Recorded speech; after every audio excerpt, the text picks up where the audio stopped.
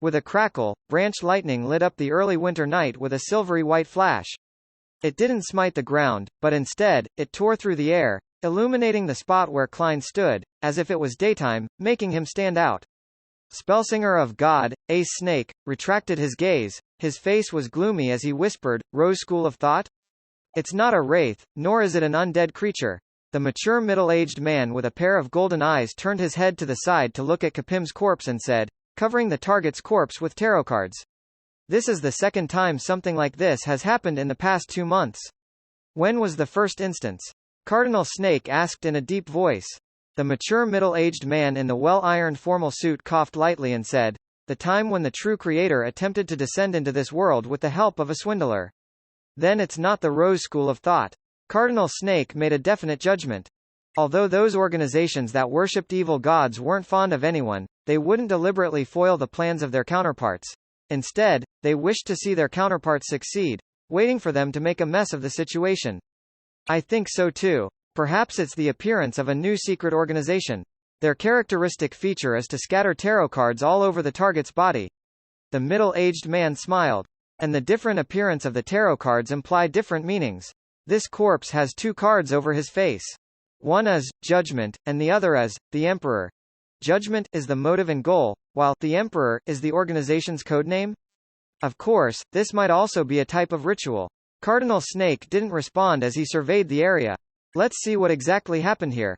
It was only at this point in time that the first batch of mandated punishers arrived at Kapim's villa. Above the grey fog, having only used paper figurine substitutes thrice and not being pushed to his limits, Klein was about to use divination to confirm Daisy's safety afterward. Daisy will successfully return home. Holding the spirit pendulum in his left hand, he closed his eyes and silently chanted the sentence. After repeating it 7 times, Klein opened his eyes and saw the topaz pendant turning counterclockwise, but it moved with a very slow frequency and a tiny amplitude. This means that Daisy's journey home will be quite a bumpy one but almost negligible. After interpreting the revelation, Klein was relieved of his final concerns. He then looked at the 2 items in front of him, both of which were radiating with a strong spiritual luster. One of them was a light blue, translucent hexagonal pillar. There were traces of light flashing through it, as though it was lightning that came from the depths of one's consciousness. This was the Beyander characteristic left behind by Ma'am Katie. The other belonged to Parker, who hadn't been able to play a role in the battle. His Beyander characteristic had condensed into a ball, like a child's fist. This fist was made up of 3 colors, iron black and dark red colors intertwined with a large swath of silver. Klein didn't hesitate to conjure a pen and paper. He was ready to use these 2 Beyander characteristics to divine the corresponding potion formulas. Before he advanced to sequence 7, because of the additional influences that had been left on the Beyander characteristics he had, it was almost impossible to use divination to determine the formulas. Even if this mysterious space could help him eliminate the interference and increase his divination ability to a certain extent, it still wasn't enough. Therefore, the only method Klein could use, in the past, was mediumship. After he became a magician, he was preliminarily able to determine it using the Beyander characteristic for a divination above the grey fog. However, there was a high probability of him failing. This time, without exception, Klein had shamelessly failed. However, he also had some gains, and that was to be able to find out the corresponding sequence names of the 2 Beyander characteristics. Parker is a sequence 8 sheriff and Katie is a sequence 7 interrogator. Aren't these from the Arbiter pathway? This pathway is controlled by the royal family, the military, and a small number of ancient aristocratic families in Lowen. Any leaks of formulas and Beyander ingredients are dealt with harshly. Could a number of the girls abducted by Kapim be sent to the estate of some aristocrat? But there's no need for them to send 4 Beyonders to help Kapim just to enjoy themselves. It obviously doesn't make sense. Harris is much more powerful than Katie, so perhaps he's a sequence 6 of this pathway. After wearing that glove, he might even be as strong as a sequence 5. Could it be that they're involved in some bloody heretic sacrifice, and the target they seek cannot be exposed? Apart from those on the inside of the kingdom, Phaenopotter's Castia family also possesses this Beyander pathway, which is then transmitted to their army and intelligence system. Could this be another espionage case of some unknown nature? Klein tried to divine a few of his conjectures, but he failed again. He temporarily put this matter to the back of his mind and lightly tapped the edge of the long bronze table as he muttered to himself, as long as I have the formula, with the corresponding supplementary ingredients. These two Beyonder characteristics will be able to turn a person into a Sequence 8 sheriff and Sequence 7 interrogator. Miss Magician's friend who's called Zio seems to be lacking the Beyonder ingredients for sheriff.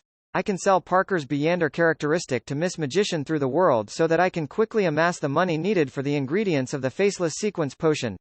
However, always doing it through the world doesn't seem rather appropriate. I deliberately left the tarot cards this time. If Miss Justice were to hear of this matter, then she would definitely believe that it was done by my adorer. I'll let Mr. Fool do the selling on his behalf. Klein quickly finalized a plan and made the sheriff and interrogator Beyonder characteristics fly to the corner and hid it among the junk pile. I wonder what the names are for the Arbiter Pathways Sequence 6 and 5. It seems like something that uses order and laws. Judge? Klein put away those thoughts and closed his eyes midway to carefully observe his current state. Once again, he felt his spirituality become lively as the potion stirred.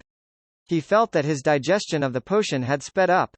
This time, he had confidence, based on his intuition, that he had concluded most of the magician rules. The remaining minutiae were good to have, but it didn't really matter if he lacked them. It didn't significantly affect his digestion process. Conjuring a fountain pen and goatskin, Klein enhanced his memory by writing the magician's rules. 1. Never perform unprepared. 2. Challenge the impossible, even if the final outcome is nothing but an illusion. Klein believed that these were the two core tenets of the magician's rules. Grasping them would be key, and the rest were supplementary for perfection. 3. Take the initiative to perform. 4. Try to get applause from the audience. 5. Wield control of the target's attention. Ellipsis. Putting down the dark red fountain pen, Klein skimmed through it and judged them by himself. Daily acting, together with 3 or 4 proactive acting instances would be enough to allow me to digest the magician potion before New Year's. If I were to challenge an impossible performance during this period, then my progress would be even faster. This is roughly at the speed I wish to achieve. There were still about 2 months till the 1st of January 1350. After doing all this, Klein rubbed his temples, prepared to return to the real world. After putting away the Dark Emperor card, the biological poison bottle, and other items, he suddenly laughed and said self-deprecatingly, "Challenge the impossible. Isn't that equivalent to courting death?" As his voice echoed, Klein's figure disappeared from the space above the gray fog. In the cheap hotel in the Backland Bridge area, he suddenly opened his eyes and saw the candlelight of his summoning ritual. After quickly clearing up everything, Klein put on a thick worker's jacket he'd bought for 4 soldi and went to the window. He picked up the sweet iced tea that he had bought earlier and looked at his blurry figure which was reflected in the window. There was a heartfelt smile on his face as he whispered, "Cheers." Just as he finished his sentence, he touched the glass with his cup, then lifted his chin and downed it in one gulp. Then, he sauntered out of the hotel. The nearby gas lamps were already fully lit up, and pedestrians and carts were bustling about, oblivious to the explosion at the border between the Sherwood Borough and West Borough. Klein strolled around the Bravehearts bar for a while, and at 7:58, he knocked on the door of the Beyonder gathering organized by Eye of Wisdom. He wore an iron mask and a hooded robe, acting completely ordinary. Meanwhile, Zio, who went to various places every night to check on her contacts, saw a sign that had never appeared before. It belonged to the golden masked man who had sold the sheriff's formula to her at the gathering organized by Mr. A. It was the sign of an emergency meeting. He hasn't come looking for me all this time, and I've been pretending that it had never happened. Why would he suddenly? Zio thought for a moment before deciding to take a look. The golden masked man had promised to give her some missions, allowing her to save enough money and exchange it for the corresponding Beyonder ingredients. Therefore, Zio switched areas and marked the time and place of the meeting. Half an hour later, Zio walked out of her hiding place after secretly observing a remote alley that also extended in all directions. She walked towards the golden masked man. The man was still wearing his black tuxedo. His light brown eyes swept over Zio's head. "There's a mission for you." "Difficulty and compensation?" Zio asked like clockwork. The man nudged his mask which was forged from gold. "It's not dangerous, but it can be very dangerous. It all depends on what you do. The initial compensation is £30. If you can acquire useful information, I can even directly give you a Beyonder ingredient corresponding to sheriff." "What's the mission?" Zio said with a frown. The golden masked man's gaze turned heavy as he said, "Through the channels available to you, figure out who has recently been keeping tabs on Capum." "Capum?" That human trafficker? Zio returned with a question. The man nodded. Yes. I reject this mission. I hate him. Zio immediately refused. The man opposite her chuckled. You aren't working for Capum. Because he's dead. Dead? Zio was instantly stunned. He died at home, and his body was covered with tarot cards. There were 2 cards on his face, one, Judgment, and the other, the Emperor. By the way, pay attention to matters in the past few years which have involved tarot cards but were not reported to the police, the man added. Sherwood Borough, in the house Zio and Furs rented. Furs was just finishing the beginning of her new book and, in her good mood, prepared to reward herself with a cigarette, when Zio pushed open the door and entered the study. Smoking is harmful to your health. Zio sniffed. Furs didn't argue with her when she saw her puzzled look. Instead, she asked, looks like something happened to you? Zio scratched her rough blonde hair and sat down on a nearby chair. That person from before contacted me. The person who sold the sheriff formula to me through another person at Mr. A's gathering. He gave me a relatively simple mission. The initial reward is £30. I don't even know if there are any hidden dangers. Furs thought for a moment and then said, that person. There should be an organization behind him, but why would they want to rope you in? Aren't they afraid of being implicated by your intelligence, thus, causing the entire organization to be completely destroyed? There's nothing they really need from you either. Your looks are barely passable, but you're too short, so perhaps your life is relatively more valuable. What mission is it? Zio was used to her good friend's snide remarks as she ignored what she said in the beginning. She directly answered the second question, investigate if there has been anyone keeping tabs on Capum recently. Capum? The human trafficker who deserves to be hanged, no, burned to death? Although Furs wasn't a bounty hunter, it was her writer's instinct to gather material, so she often asked Zio to tell her stories and news she had learned. Zio nodded. It's him, but he's already dead. He seems to have died rather miserably. How did he die? Was he sliced to death by a knife, bit by bit? Furs asked, pleased and curious. That person didn't go into a detailed description. Perhaps it'll be mentioned in the papers tomorrow. Zio thought for 2 seconds before continuing. He only mentioned a rather special situation at the scene of the death. He said that Capim's corpse was covered in tarot cards. His face was covered with the Judgment and the Emperor cards. The Judgment card probably meant that it was a judgment on Capum, and the verdict was death. But what does the Emperor card represent? That murderer, no, that hero's identity? As a best-selling author, Furs instinctively began interpreting the unique layout of the scene of the crime. Suddenly, she froze. Tarot cards? The corpse was strewn with tarot cards? Furs suddenly thought of the secret organization she had just joined, Tarot Club. It couldn't be one of us, could it?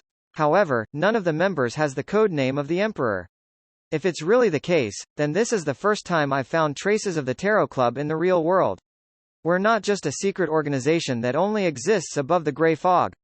As Furs's emotions churned, she felt pleasantly surprised and also worried. Under an attendant's lead, Klein entered the familiar activity room. There was only one candle in the room. The dim yellow light made the surroundings look like a scene from a ghost story. Coupled with the black robes and the iron masks worn by the mysterious people, the atmosphere turned even more intense. The moment he stepped in, Klein suddenly had a baffling sensation. He felt the flickering candle flame staring at him. He felt that the flame would burst and ignite his hair and robe. He felt that the curtain behind the oriel window would suddenly flare up, enveloping his body, and covering his nose and mouth, forcefully choking him to death. What's happening? Klein was stunned as he turned extremely tense. It wasn't a premonition for danger, but a feeling that was hard to avoid. Klein carefully found a seat and sat down. The moment his buttocks touched the surface of the chair, he felt as if the chair would explode and thick wooden thorns would end up piercing through his body. This reminded him of the videos he had seen back on Earth. Due to the explosion of a low-quality gas cylinder under a swivel chair, the steel pole, and the debris had stabbed into the seated owner's buttocks, drilling into his abdomen. The whole scene was filled with badly mutilated blood and flesh, a ghastly sight. Why am I always making such bad associations? Is it because of the damage done to my spirit body from the battle earlier? Klein looked around thoughtfully and saw that the fat apothecary had still not attended. What happened? Or has he already left Backland? Klein murmured something to himself and heard Eye of Wisdom announce the beginning of the gathering. In the course of the next few hours, Klein felt as if the chandelier on the ceiling was going to fall sideways and smash into his head. He thought that the coffee table in front of Eye of Wisdom would suddenly move sideways and stumble him over, and he suspected that the members of the gathering around him were full of malice and might cause him trouble at any moment. It made him fidgety, alert, and puzzled, and he was too distracted to pay attention to deals that either ended in success or failure. If one is to say that a premonition for danger is like an occasional vibration, reminding one that there's news entering the room or an incoming phone call, then the feeling I have at this moment is akin to an electric drill boring constantly, causing me to be unable to relax or pay attention to anything else. Klein tried to rub his forehead, but it only touched the cold iron mask.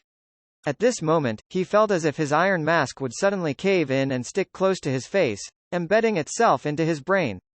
Is it really because my spirit body was damaged so it's making me hallucinate?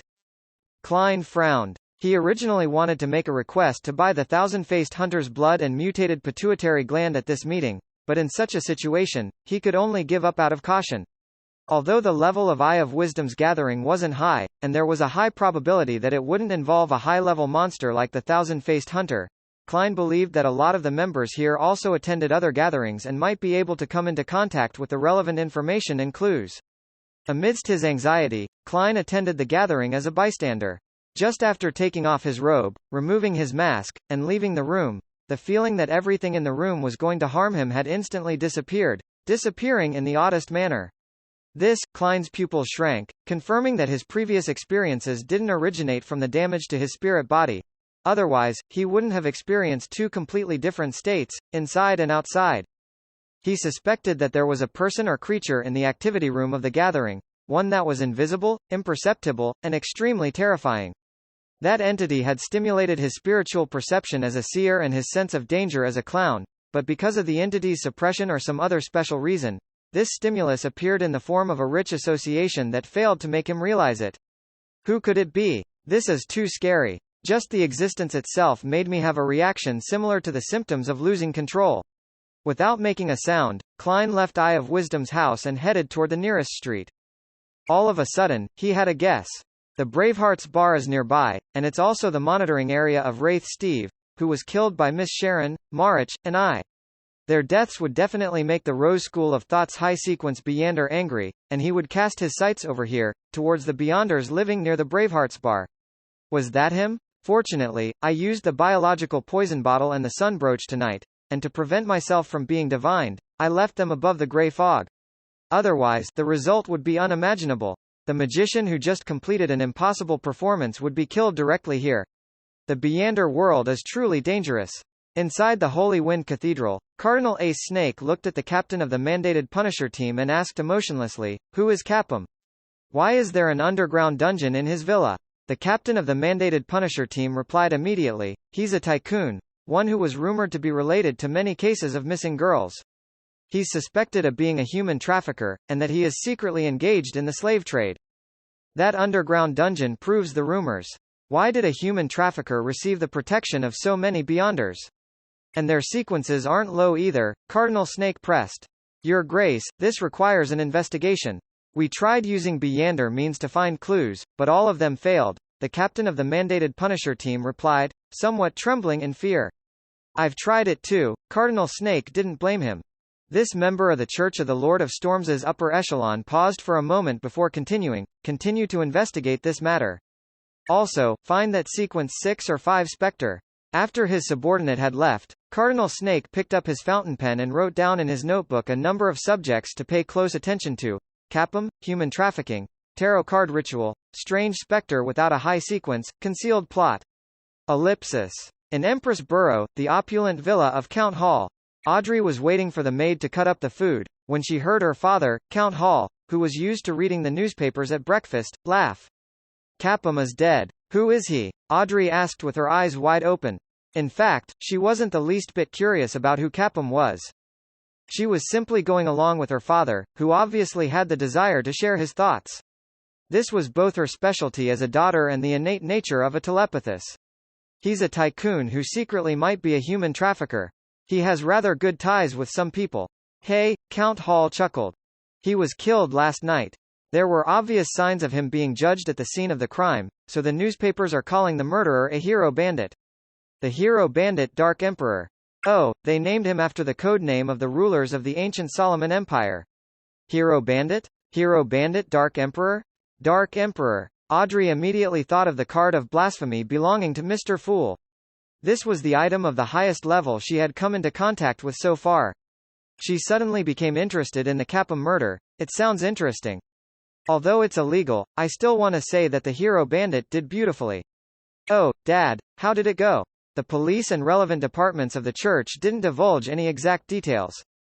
I haven't met them either, but this is what's said on the papers. The Hero Bandit was dressed in black armor and a black crown. He had a cape of the same color behind him.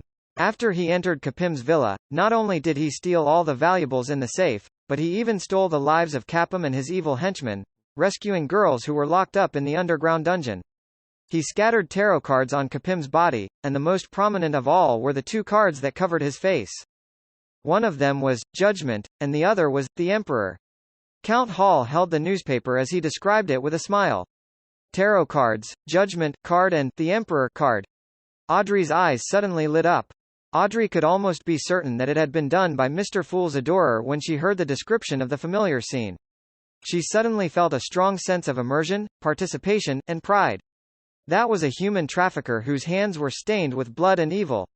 The Judgment card is the retribution enacted against him in the name of justice. Was the verdict hanging, beheading, or burning at the stake? The Emperor should be a symbol of his identity. Was this the adorer who sneaked into the Royal Museum and stole the Dark Emperor card? Audrey let her imagination run wild for a moment.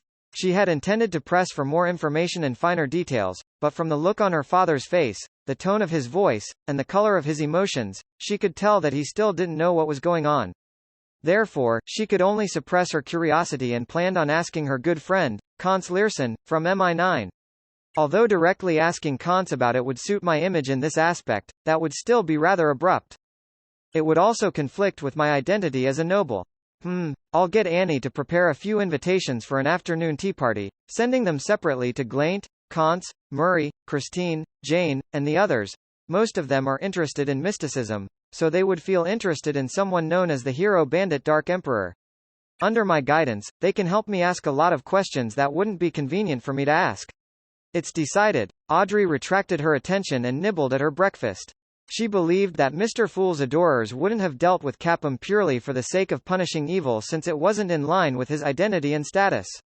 Of course, if Audrey was still the same Audrey who had just joined the Tarot Club a few months ago, then she definitely would have been willing to accept such an explanation. Otherwise, she wouldn't have chosen the Justice card as her symbol. After experiencing so many gatherings and so many matters, she felt that she had matured a lot and was no longer as innocent. She believed that there had to be more important and essential factors behind this matter, such as an evil god or secret organization which Capum was involved in. I hope Kants can provide some useful information, Audrey thought with anticipation. 15 Minsk Street. Klein was eating white bread with jam and flipping through today's newspapers. What? A safe? As he read, he almost choked on his own saliva.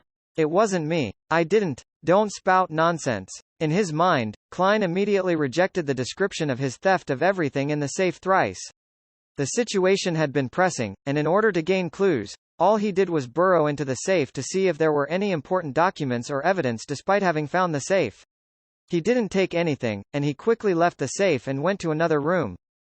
Of course, Klein, in his spirit body state, had also suffered some damage from the gas explosion, and the total weight of the items he could carry had been greatly reduced. There were only gold bars, jewelry, land deeds, house deeds, antiques, and other items in the safe, which were either not convenient for him to take, or there was no way he could launder them. Perhaps he has a place reserved especially for cash, but unfortunately, I didn't find it, nor did I have the time to look for it. Klein muttered silently to himself, confirming that it was the subsequent investigators who had divided up all the contents in the safe. He looked at the newspaper, took a sip of sea black tea, and slowly exhaled. He smiled inwardly. Hero Bandit Dark Emperor. I like that name. After breakfast, Klein put on his thick double-breasted frock coat and half-top hat, and he held a solid black cane. Opening the door, he left Minsk Street for Broken Axe Lane on the boundary of the East Borough. That was where Daisy had disappeared. After finalizing his plans yesterday, and before he committed to his operation, he had deliberately made a trip to Broken Axe Lane to seriously look for clues. He knocked on the doors of the nearby houses and asked if they had seen any girls like Daisy. Although Klein didn't believe that the official Beyonders would think that a poor family would be able to afford a hero bandit, who had at least the strength of a Sequence 6, and he believed that there was a higher probability that the investigation would be directed towards the secrets Capum was involved in, supplemented by, who had been keeping tabs on Capum recently, and other peripheral investigations, he still cautiously decided to put on a show and try his best to play out the entire act. What if one of the Beyonder enforcers lost their mind and planned to make a preliminary investigation in this aspect? Some families might have some savings and would be able to hire other detectives. The chances of being suspected as a kindhearted person like me who just took on the case yesterday are extremely low. As long as I'm not suspected, they wouldn't compare my performance from the previous Lenivas case. Besides, the Nighthawks were the ones who took action previously and were assisted by the military special department. Capim's case happened in Sherwood Borough, so the ones taking on the case would likely be the mandated punishers. The communication between the two groups wouldn't be that smooth.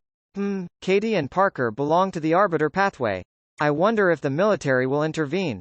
As a former Nighthawk, Klein had a sufficient understanding of the modus operandi of the various official organizations, their work styles, and their investigation habits. Simply put, I have excellent anti-detective abilities. Klein gave a self-deprecating laugh as he boarded a carriage. He was going to continue his investigation into Daisy's disappearance. After all, he was an ordinary private detective who hadn't been able to confirm that Daisy's disappearance had anything to do with Capum. At 9 o'clock in the morning, Daisy returned to the shabby rented apartment under the escort of the police officer in charge of the neighborhood. Along with a few pitiful girls like her, she had been settled into the various cathedrals in Sherwood Borough last night and had been questioned accordingly. It included what they saw when they escaped, what they saw when they looked back, where they lived, what their family situation was, if they knew any friends who were out of the ordinary, and so on and so forth.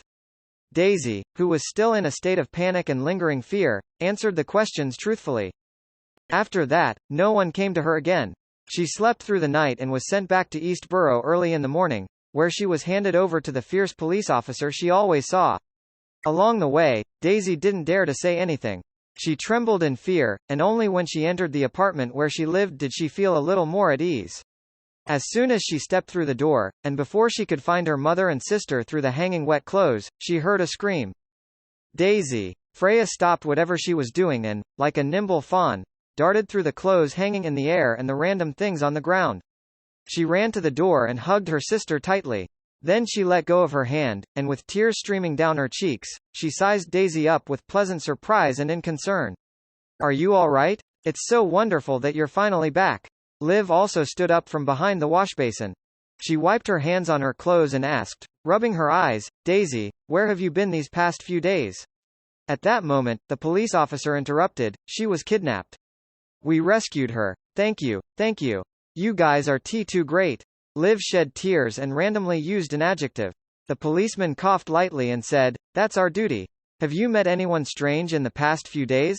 Liv was stunned for a second. Hoping to not be involved in too many matters or get into any trouble, she said, no, I really haven't. The policeman waved his hand and said, be more careful in the future. Don't take deserted shortcuts again. He couldn't stand the humidity and the motley of smells, so he turned and left. Liv looked at her daughter again. She took wide strides over to her side and wiped her hands on the side of her clothes before hugging Daisy. It's good that you're back.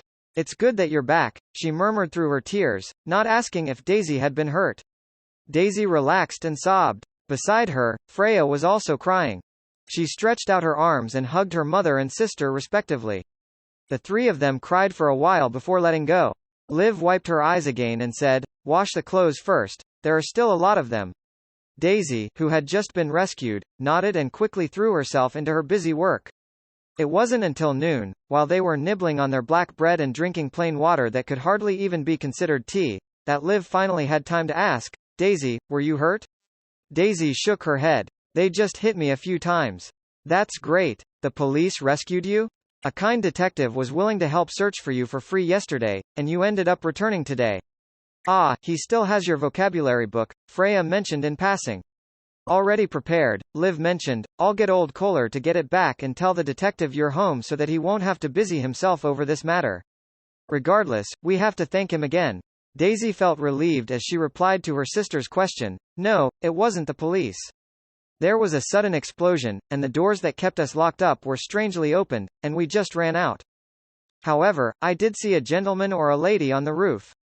He wore black armor, a crown-like helmet, and a cape. He just stood there watching us quietly. None of those bad guys came to stop us or chase us down. As a tutor at the free school, Daisy clearly had a richer set of vocabulary than her mother, Liv. A person dressed like that saved you? Liv answered in shock. By the side, Freya curiously waited for the answer.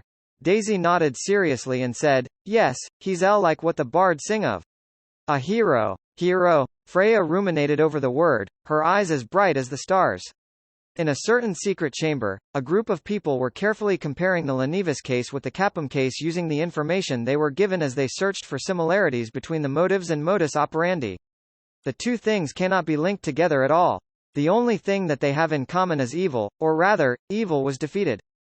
The owner of the tarot card has upheld justice, someone exclaimed. It can be confirmed that the two cases didn't involve the same person. The difference in strength is obvious, and what they're good at is even more contrasting. Although it's possible that their sequence had been elevated, Capim's murderer was a kind of specter, or someone that can switch into the sequence state. That's not something common. Another person's analysis was endorsed by the majority. Therefore, the person who called the meeting concluded, two cases, two different people, but they both threw out tarot cards. Perhaps the latter was committing a copycat crime, and if that's the case, we can target the people who are aware of the Lenivus case. The other possibility is that there is an organization symbolized by tarot cards. In Empress Borough, the opulent villa of Count Hall. The aroma of Fainapotter's top-quality Mount St. Dercy coffee blended with the splendid fragrance of the Queen's black tea to create an intoxicating symphony of smells. They lingered around the elegant three-tiered high tea tray, that served delicious and delicate desserts. This was the high tea party organized by Audrey. She had invited her friends of blue blood parentage, all who were fellow enthusiasts in mysticism. They sat around her, talking and laughing.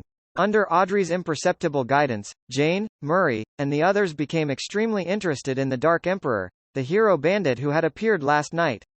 All of them cast their eyes towards the noble-born Conce Learson who had joined MI9. What Beyonder powers does that Dark Emperor have? The sweet-looking Christine asked curiously. Among the few of them, the lowest rank among their fathers was that of a Viscount. It allowed them to have sufficient status and channels to understand the existence of Beyonder powers and potions in their endearing pursuit of mysticism. But just like Audrey before, they were all unwilling to join the Nighthawks, the mandated Punishers, the Machinery Hivemind, and MI9. Other than that, the families that they belonged to didn't have histories that traced back to 1,000 years ago, and even the ancient aristocrats that had just been established in the fourth epoch of the Lowen Kingdom weren't completely loyal to the royal family or to the upper echelons of the military. They weren't bestowed with any formulas, and even if they had Beyonder ingredients, it was unlikely that they could recognize them. They wouldn't even know how to use them even if they did recognize them. This limited the possibility of Murray, Christine, and the others in becoming Beyonders. They could only look forward to it, but it was difficult for them to take that crucial step. As for whether or not their elders had collected the potion formulas and nurtured Beyonders for their families, that was beyond their purview. After all, this wasn't allowed. If the king were to find out, they could use this as a reason to strip them of their noble titles. Of course, there were already two traitors in the living room. Audrey, who had advanced to Sequence 8 Telepathus, and Viscount Glaint, who had gathered one portion of Beyonder ingredients. It wouldn't be long before he became an apothecary. The tall, thin, young gentleman, Conce, took a sip of his coffee and said, I won't give you a direct answer. I'll just tell you some facts. Other than traces of a gas explosion in the dining room where the battle happened, various means were used to detect poison, substitutes, Spectre's shriek, bullets condensed with holy powers, and other elements. By the way, that Dark Emperor, no, hero bandit was in a Spectre state. It doesn't look like the person who had killed Rear Admiral Hurricane Kilongos, nor does it look like the person who had dealt with Lenivus in the sewers. Is the person involved in Capim's case Mr. Fool's third adorer who stole the Dark Emperor's card? There are at least 3 adorers in Backland alone. How many adorers does he have in total? Audrey's heart skipped a beat as she deliberately asked, was there an intense Beyonder battle? Murray, under her lead, asked one step further, there were Beyonders at Capim's place? Relatively powerful Beyonders? And there was more than one? He's just a trafficker. Viscount Glaint unconsciously expressed his doubt. Audrey maintained her faint smile and curious gaze, patiently waiting for Kantz's reply. Kantz laughed and said, "Murray's guess is correct. I can only say this much. Do you want me to be locked up by Captain? Kapim's place had more than one relatively powerful Beyonder. Indeed, he's not an ordinary human trafficker. He might be involved in many matters regarding mysticism. Human trafficker. Could he be involved in some cult sacrificial rite? Mr. Fool's adorer attacked because of this? It was roughly the same with Lenivus. It involved a cult and sacrifices, as well as the descent of the true creator. I wonder which cult and evil god is behind Capim. Mr. Fool's goal seems to have always been targeting these evil gods. Is it really strife between the gods? Who knows how many grand schemes of those evil gods he has foiled? Audrey made many connections as her heart surged with emotions. Our tarot club's enemies are the evil gods. The rest aren't qualified. Does Mr. Fool wish to get the title of the nemesis of evil gods? Audrey pursed her lips and chuckled softly in her heart. Then, she suppressed her emotions and secretly made a confession. Audrey, how can you do this? How can you use Mr. Fool as a joke? At noon, when Klein returned to Minsk Street, he found, as he had expected, a letter from old Kohler who had paid a carriage driver to deliver to his mailbox. This was their agreed-upon contact method during an emergency. Of course, according to Klein's prediction, old Kohler, who didn't know many words, could only use simple symbols to tell him where and when they would meet. To his surprise, it was actually written in neat writing when he opened the letter. With a quick glance, Klein confirmed that it was identical to the handwriting in Daisy's vocabulary book. Looks like this girl was the one who helped old Kohler write it. This piece of paper doesn't seem to be exposed to moisture. Perhaps old Kohler had bought some in the event he needs to contact me urgently. Klein opened the door to the living room and read the letter. Only taking off his hat and cane, he leaned his cane against the wall.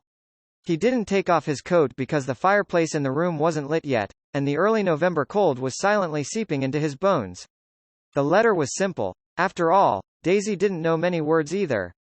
She thanked the detective for his kindness and good intentions before telling him that she safely returned home, and she finally said, in a tactful way, that she hoped he would bring her vocabulary book with him the next time he came to East Borough. What a polite girl, Klein chuckled. He snapped his fingers and burned the letter, leaving no clues behind. He decided to return to East Borough the next day and return the book to Daisy, as well as reimburse old Kohler for the cost of the letter delivery letters, paper, and fountain pens. With this in mind, he couldn't help but sigh and chortle.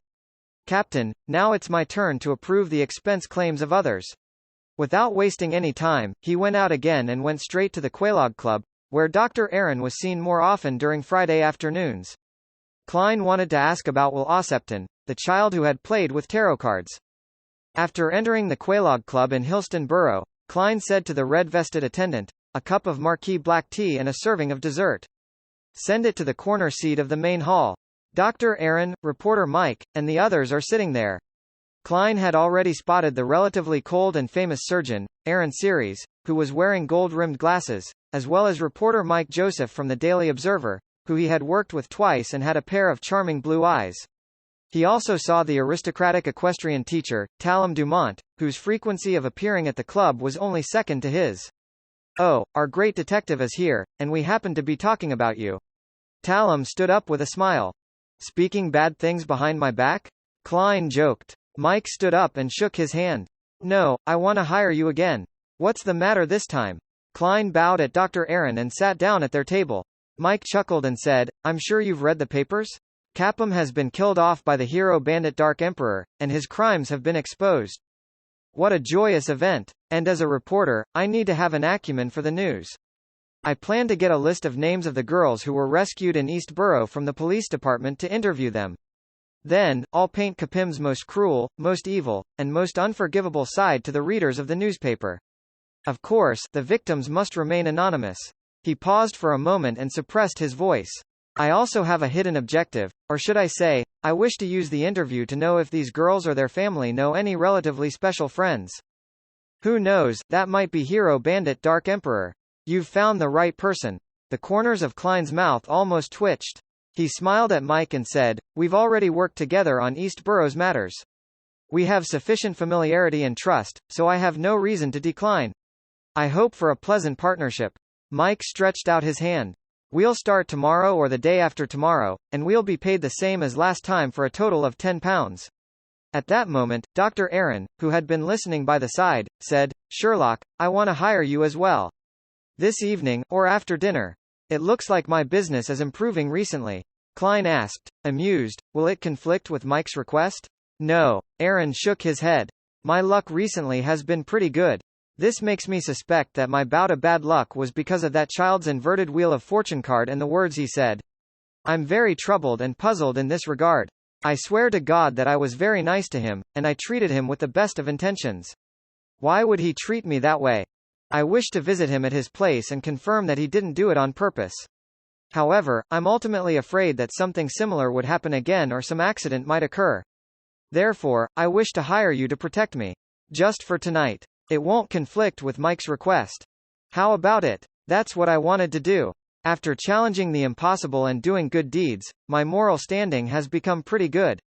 Am I really going to become the king of yellow and black who wields good luck? Klein was pleasantly surprised as he said with a reserved smile, no problem, we can talk about the remuneration. Ellipsis. City of Silver. Derek Berg once again examined the translucent worm with 12 circles, the remains of Amon's avatar. He had originally wanted to ask Mr. Fool what this was exactly, but considering how he had already troubled this godlike figure once, he couldn't bring himself to ask as he abandoned this plan.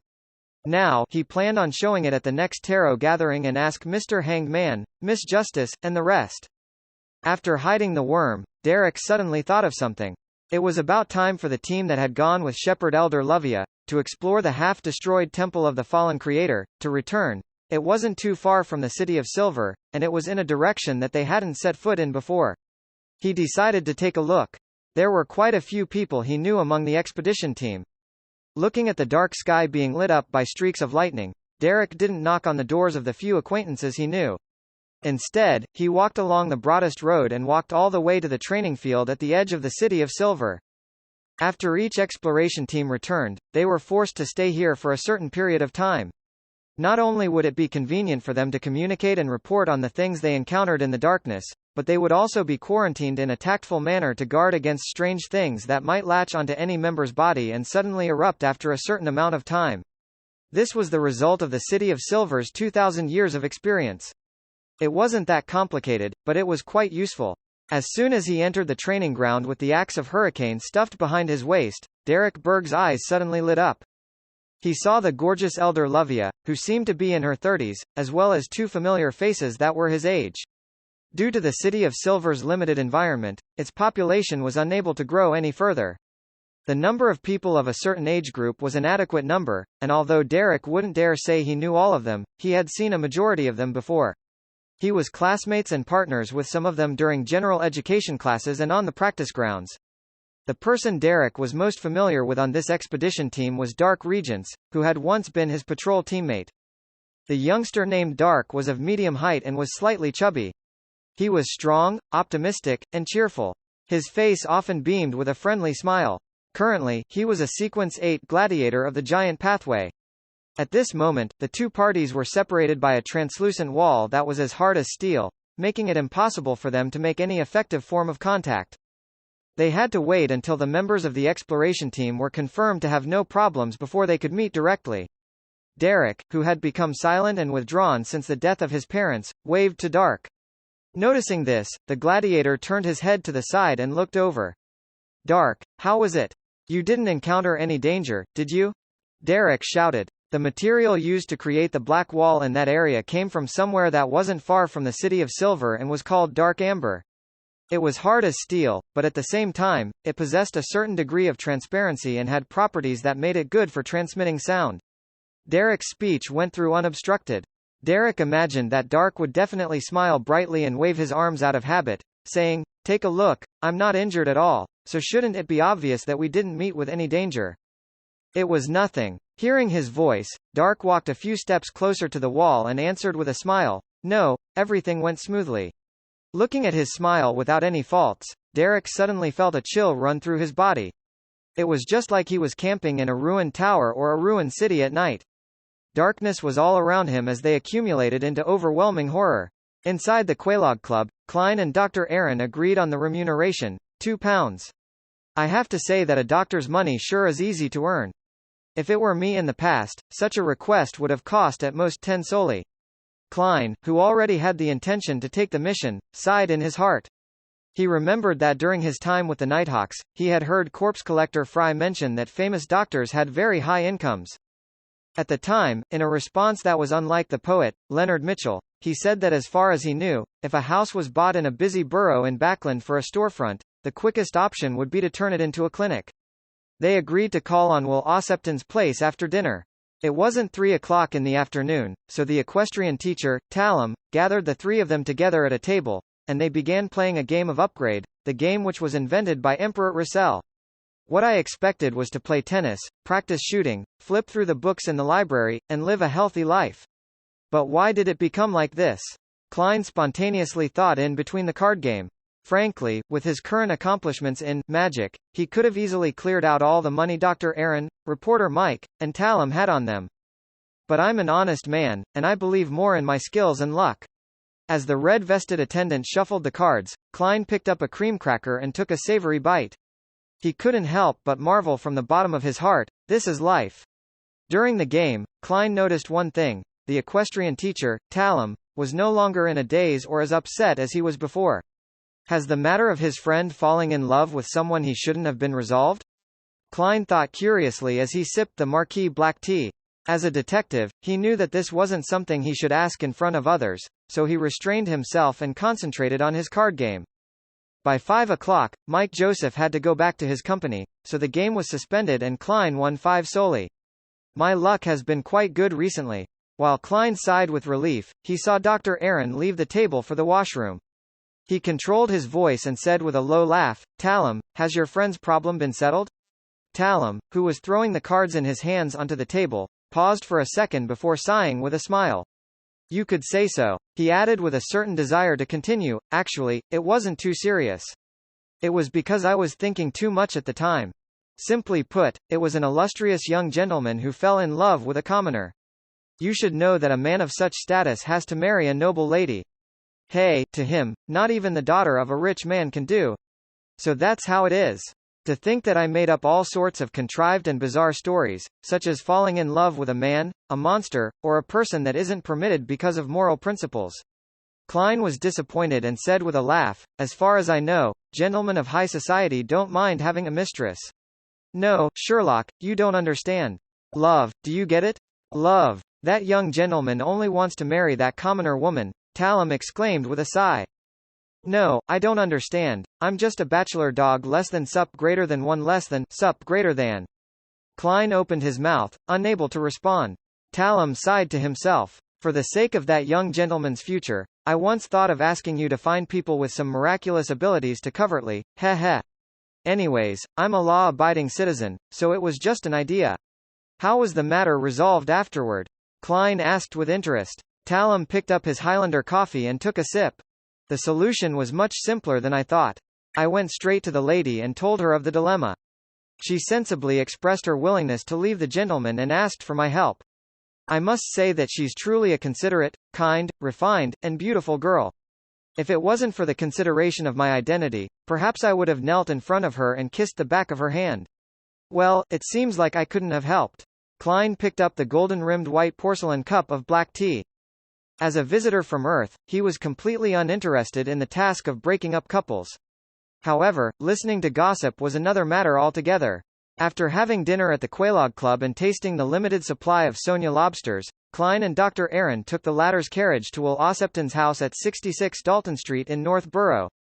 This was the address that Dr. Aaron had long since memorized. He didn't return to the hospital to look up the appropriate medical records, and according to Klein's conjecture, any relevant information pertaining to Will Ossipton would likely have been taken away by the Nighthawks. As a former Nighthawk, I know exactly how they do things. Klein smiled bitterly and sighed.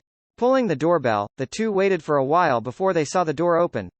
A maid in a black and white dress puzzledly asked, "Gentlemen, who are you looking for?" Seeing that Aaron was still as cold as usual, Klein took the initiative to speak up. "We're looking for Will Ossipton. This is his attending physician. He came back to check on his health. I don't know him. I've only been here for a few days. I'll get my master." "Please wait a moment," the maid answered blankly. While they were waiting, Aaron suddenly said, "I almost believed the reason you came up with just now. This is a basic quality of being a detective." Klein chuckled. At that moment, an old gentleman in his 50s walked to the door and said with a deep voice, "Will Ossipton and his family have already moved away on?" He gave a date. Aaron did a slight count before frowning. Why would they go through the trouble to move 2 days after being discharged from the hospital after the operation? He acted like he was really on a follow-up visit. Klein was slightly puzzled and asked, "Sir, how do you know the date so clearly? Typically speaking, subsequent tenants would only move in after a certain period of time." That old gentleman snappily replied, "Someone came to ask before, and I even went to look for the landlord just for that." "The Nighthawks?" Klein asked without much hope. "Do you know where Will Ossipton and his family moved to?" "No," the old man said tersely. "Did they leave anything behind?" Klein hesitated for a moment before continuing with his questions. "Some stuff." The old man took a deep breath and continued, "but they were all taken away by the previous group of people. Meeting colleagues truly is a helpless matter. They can always think of the things you think of ahead of time." Klein couldn't help but sigh. Seeing that there were no further clues, Klein and Aaron politely excused themselves and left 66 Dalton Street. "It seems like you'll have to wait a long time before you can resolve your doubts." Klein turned to Dr. Aaron. Aaron was silent for a few seconds, then he slowly let out a breath. "After what happened just now, I'm not so troubled anymore. I'm just a doctor, and it's good enough to mind my own affairs. I should return to do a follow-up check-up and not question the situation, what other people think, or why they're not kind. That shouldn't be something I should be concerned with. In the future, I should just try to maintain the relationship between a doctor and a patient as much as possible. It's for the best that you can think this way." Klein agreed from the bottom of his heart, then he casually asked, "At the time, what was wrong with Will Ossipton's left leg?" "His left calf grew a strange tumor that coincidentally formed a ring that pressed down heavily onto his blood vessels." Dr. Aaron recalled as he said, "But the kid didn't look too upset, just a little scared, and we wanted to preserve the leg at first, but it was getting worse." City of Silver. Derek Berg had no idea how he got home. All he remembered was the indescribable horror. Dark Regence's character and behavior didn't appear too different from his former self. However, it was true that there was a change to him that was unsettling. Derek was afraid that the City of Silver would be targeted by the evil god, the fallen creator. Afraid that the City of Silver would be obliterated before he could become the sun, saving it from its more than 2,000-year-long curse, and give hope and sunshine to the residents here. At that moment in time, he hated himself for not being strong enough, that he was still only at sequence 8. "No, I can't just watch idly." Derek suddenly stood up, and he prepared to rush to the spire and tell the other elders of the 6-member council and Chief Colin Elliott of what he had discovered. However, Derek knew that such anomalies weren't suspicious. Every time they explored the depths of the darkness, the members would have a period of intense tension lasting for days, tens of days, or even more than a month. In addition, the uninhabited desolate plains and the hopeless journey would bring about extreme depression. In addition, in order to be safe, the members of the exploration team wouldn't be allowed to release any sexual urges that had been pent up during their excursions, which caused them to act differently after every exploration.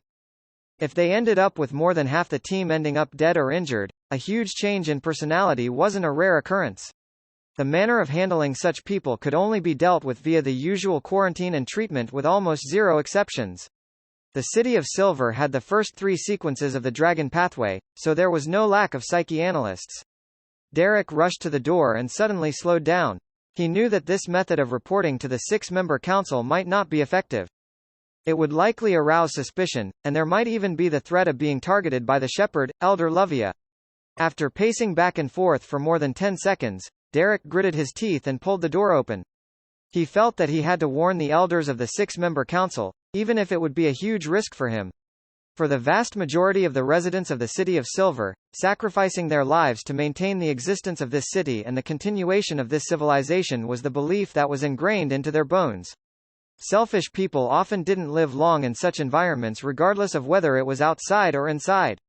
Of course, Derek wasn't completely reckless.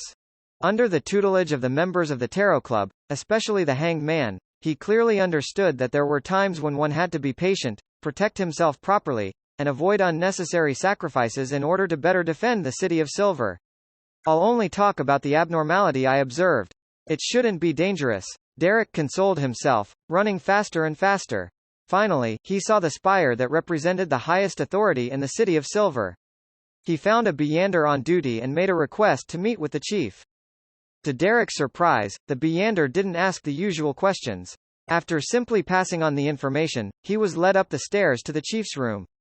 Very strange. It's different from before. Derek felt that the changes in the details made him more uneasy. Entering the room, he saw Chief Colin Iliad standing in front of a wall. This tall elder, with his deep blue eyes and messy white hair, had his back facing two swords that hung on the wall. He wore his usual flaxen-colored shirt and brown coat, and it was hard to believe that he was an expert who had successfully hunted many devils and monsters. Derek Berg, what matter would actually require you to tell me it, face to face? Colin asked in a deep voice. Your Excellency. Derek saluted. I met the team that was sent to explore that temple at the training grounds today. I found that the Dark Regents I know has experienced a strange change. He's no longer as cheerful as he was before, and his smile is as polite as a stranger's. Also, Elder Lovia doesn't frequently change the way she speaks like she usually did. Colin looked deeply at Derek and asked in a low voice, just these two things? Yes, yes. Derek lowered his head. I think there might be something unusual about that. Colin waved his hand and said, I got it, I'll get Iflor to do an investigation. You may return. In the future, you just need to report such matters to the Guardian of the Spire directly. Iflor was the City of Silver's most experienced psychianalyst who was closest to Sequence 6. It was a pity that there was no potion formula after Sequence 7. After receiving such an answer, Derek left gloomily. Looking at Derek's back as he disappeared by the door, Colin sighed in disappointment. After talking to Dr. Aaron about Will Ossepton's situation for a while, Klein got off the carriage and took the steam metro. After 3 stops, he arrived near Minsk Street and switched to a trackless public carriage to return home. As it was still early, he used divination to confirm that the previous tenant wasn't lying, and then he diligently continued to study the Book of Secrets. Ever since he had obtained this mysterious book, Klein's use of the mysterious space above the grey fog became more and more ingenious as he completed many more outstanding techniques. What limits me now is my own sequence, my own strength, and spirituality.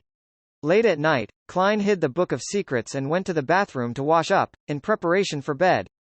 That night, he slept soundly. Even the church bells in the morning only made him turn over. Winter is the best time to stay in bed. Klein grunted and got up. To reward the hero bandit Dark Emperor, he had a sugared hard-boiled egg and strawberry jam he specially bought to match with white bread. Just as he was enjoying his meal, the doorbell suddenly rang. Didn't I tell Mike to come after breakfast? He took a sip of the sweet soup and wiped his mouth with a napkin. According to his agreement with reporter Mike, he would only arrive half an hour after breakfast before they began interviewing the rescued girls of East Borough. If Mike didn't appear after half an hour, then it meant that the matter would be delayed by a day.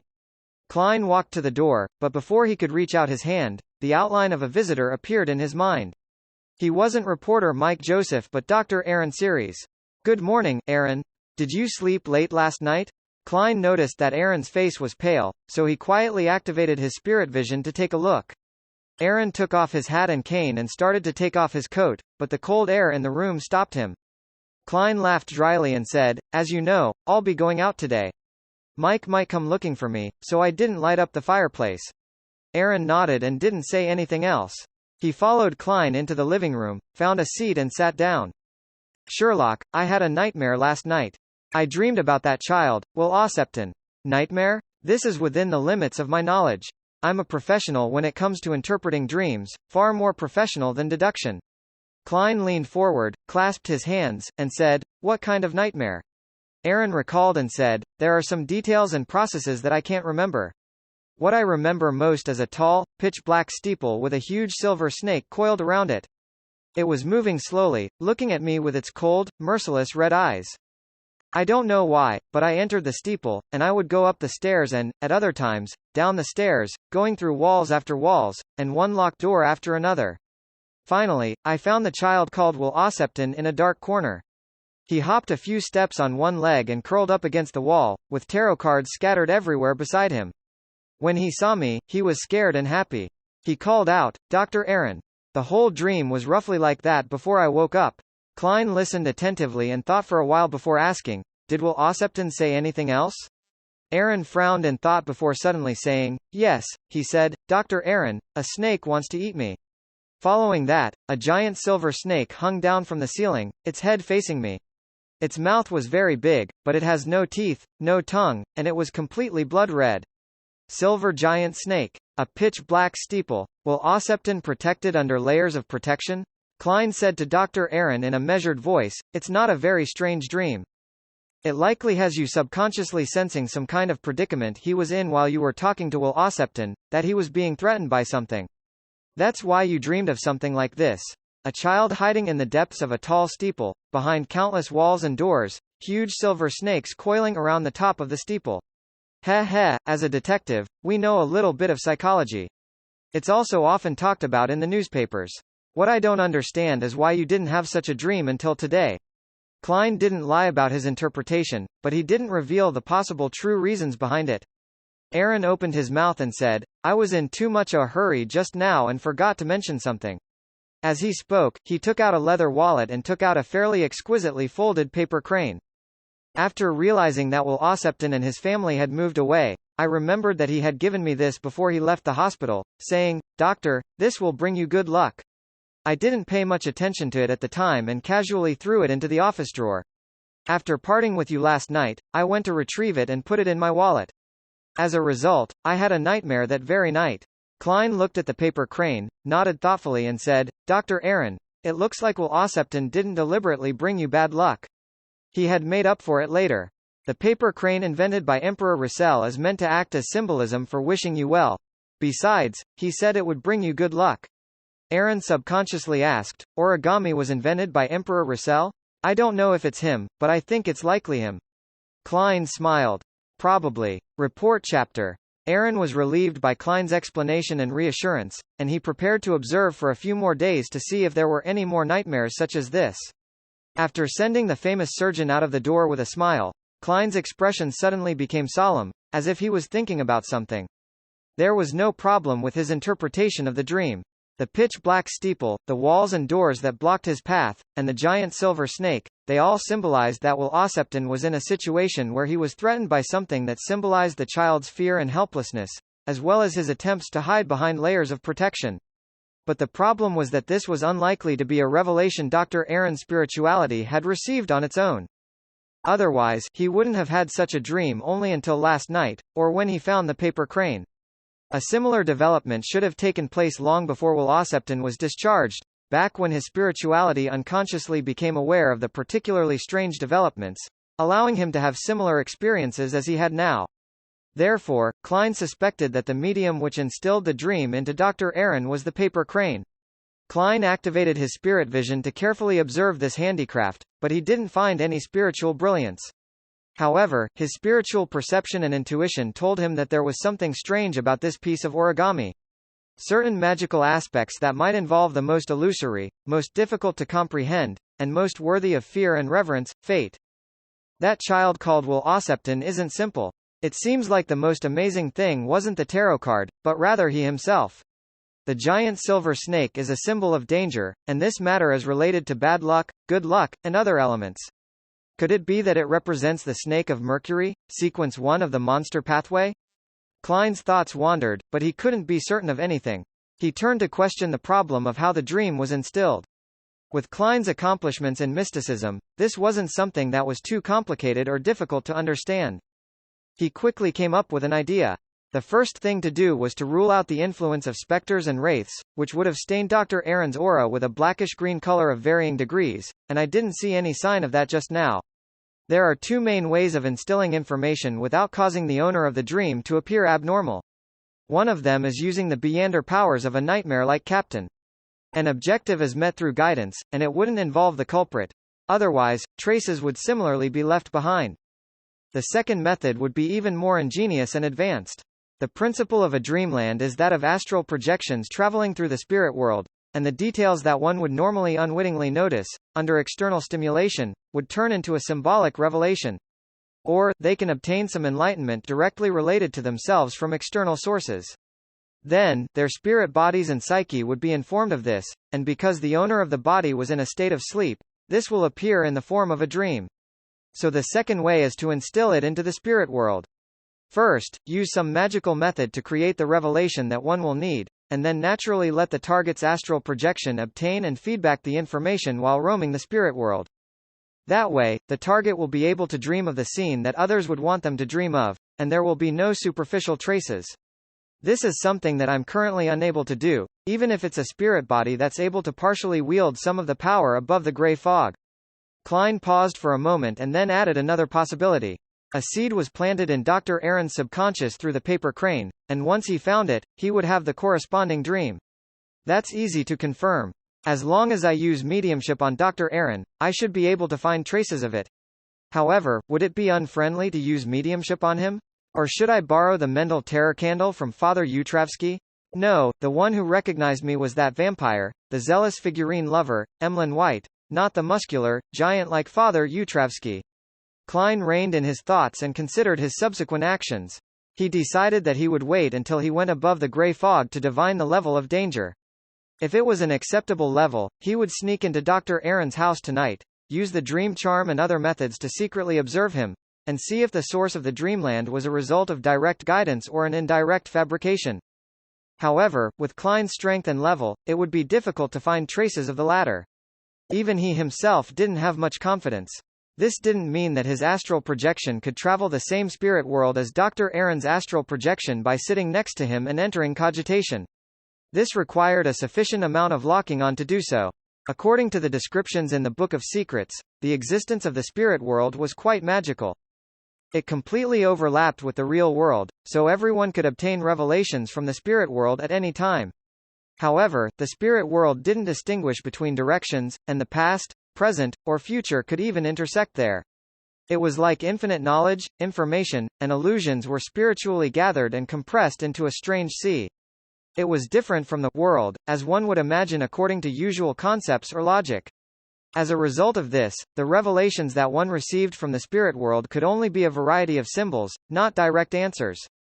And precisely because of this, every astral projection's experience of traveling in the spirit world was not only related to their physical location and time, but it was also dependent on the current state of their body and the mind.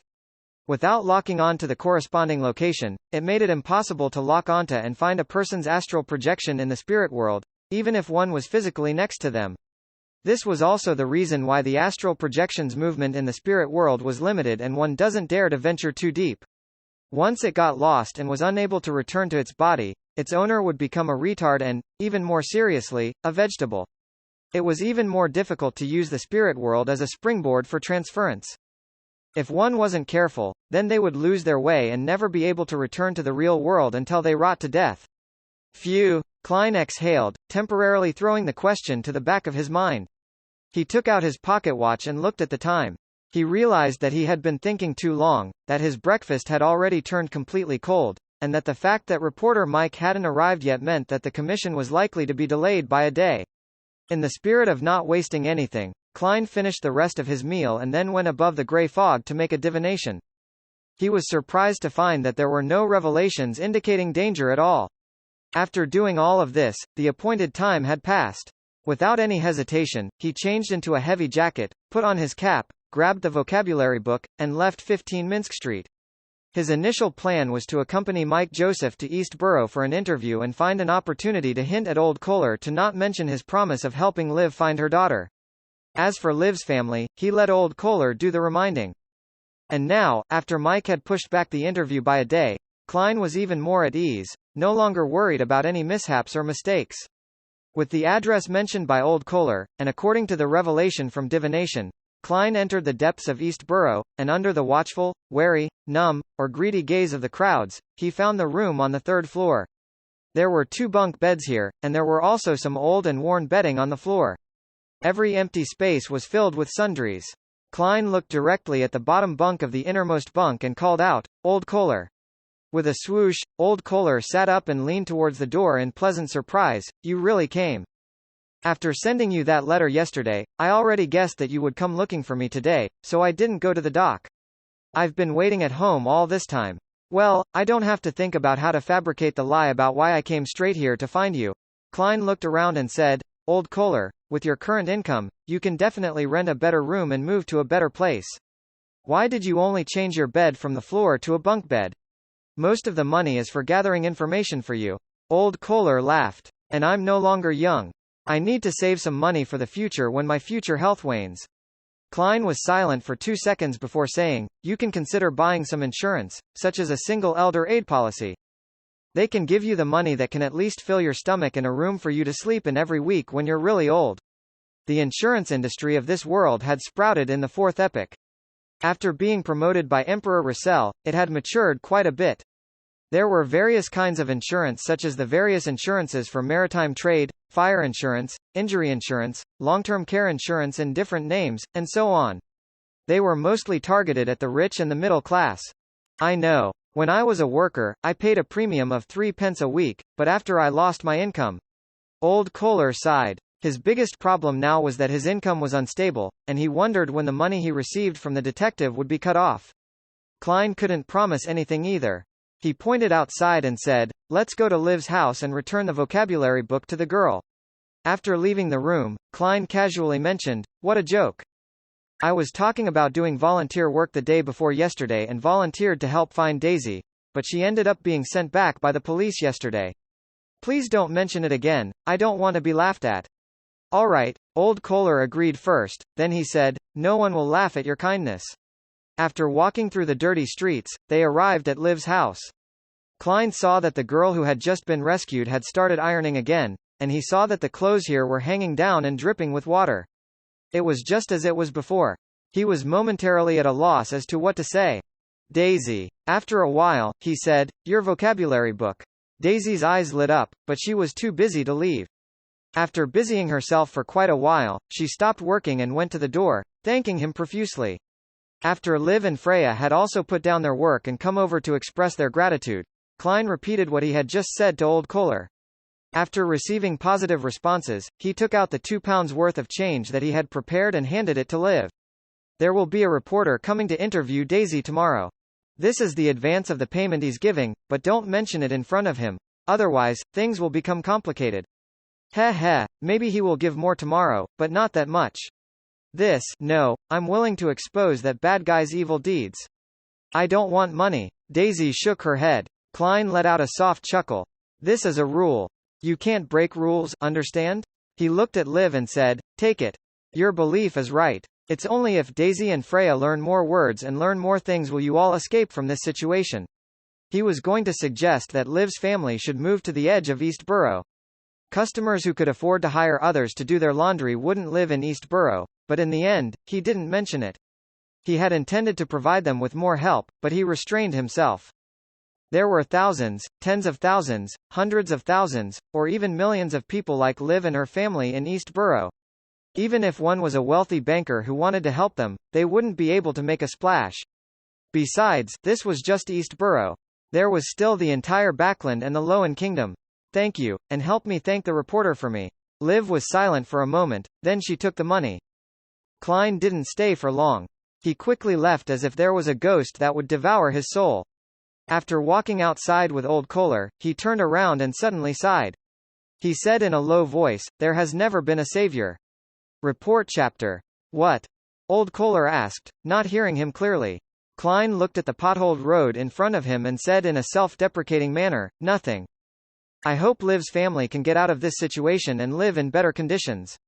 He had indeed voiced out his thoughts. Being one of the inheritors of the Futaholic Empire's new era, it was perfectly normal for him to think of a revolution, to mobilize the masses, and to change the world. However, when he thought about the details, he felt that he couldn't save himself just by relying on the poor. This was because Beyonder forces existed in this world. Furthermore, they were relatively supernatural and couldn't be resolved simply by firearms. For instance, Sequence 5 of the mutant pathway. That was just one aspect of things. Another aspect of things was due to the law of Beyonder characteristics conservation. Due to the limited access to ingredients, Beyonder forces couldn't become commonplace, making it difficult to convert the advantage of numbers into effective combat power. And even if it could be spread, as long as the problem of losing control wasn't resolved, then it would still bring about disaster.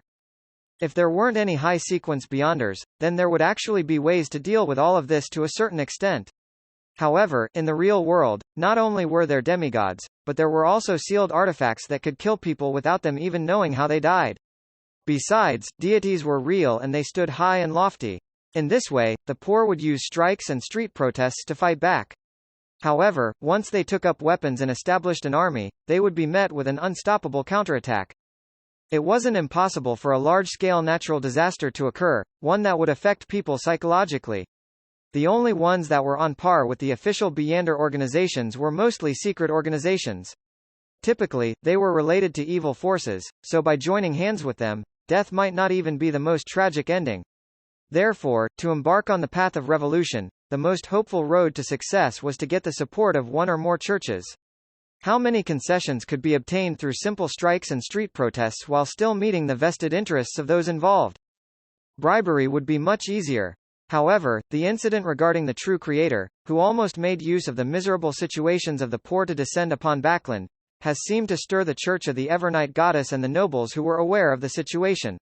I can see that from the investigation mission that Mike had accepted and the information provided by Miss Justice. Klein's thoughts lingered on East Borough, the dock area, and the factory district. In the end, he couldn't help but let out a laugh and sigh in his heart. After all the ideas that come to me, it seems that only through the threat of an evil god's descent can the poor situation be improved. However, the evil gods are also the ones who can't wait to draw on their flesh and blood, existences that devour their souls. They're the ones most likely to bring a disaster that no one can escape from. What wonderful irony! In Empress Borough, the opulent villa of Count Hall. As Dr. Escalante had upcoming matters she had to attend to, Audrey had brought forward her second psychology lesson for the week. Susie, more excited than she was, had long rushed into the study, even leaving the ball game she usually loved the most aside. Audrey purposely displayed her curiosity during this lesson, occasionally asking Escalante about psychology related to mysticism. At the end of the lesson, Escalante finally spoke after some deliberation. "Miss Audrey, we've organized a seminar on this subject. Many members have specialized in the intersecting field of psychology and mysticism. Are you interested in joining?" "Of course." Audrey nodded and answered without the slightest sign of hesitation. It perfectly matched her predetermined innocent and curious personality that she had set for herself. Escalante smiled. "Remember to keep this a secret. You know that your elders have a strong prejudice against the study of mysticism. I'll bring you there for the next lesson." "No problem." Audrey gave her consent with a hint of excitement. After sending off Escalante, whose hair reached her waist, out the study, she closed the door behind her, faced the mirror by the bookcase, and remained silent for 2 seconds. Following that, she lifted up her skirt and took a step and did a swirl from a court dance. Then, looking at herself in the mirror, she sweetly smiled and said, "Audrey, you're great." Audrey knew that she had taken the first step in entering the Psychology Alchemists. Although the seminar was most likely an outer circle, and there would definitely be a lot of tests to follow, this really made her open the door to the Psychology Alchemists.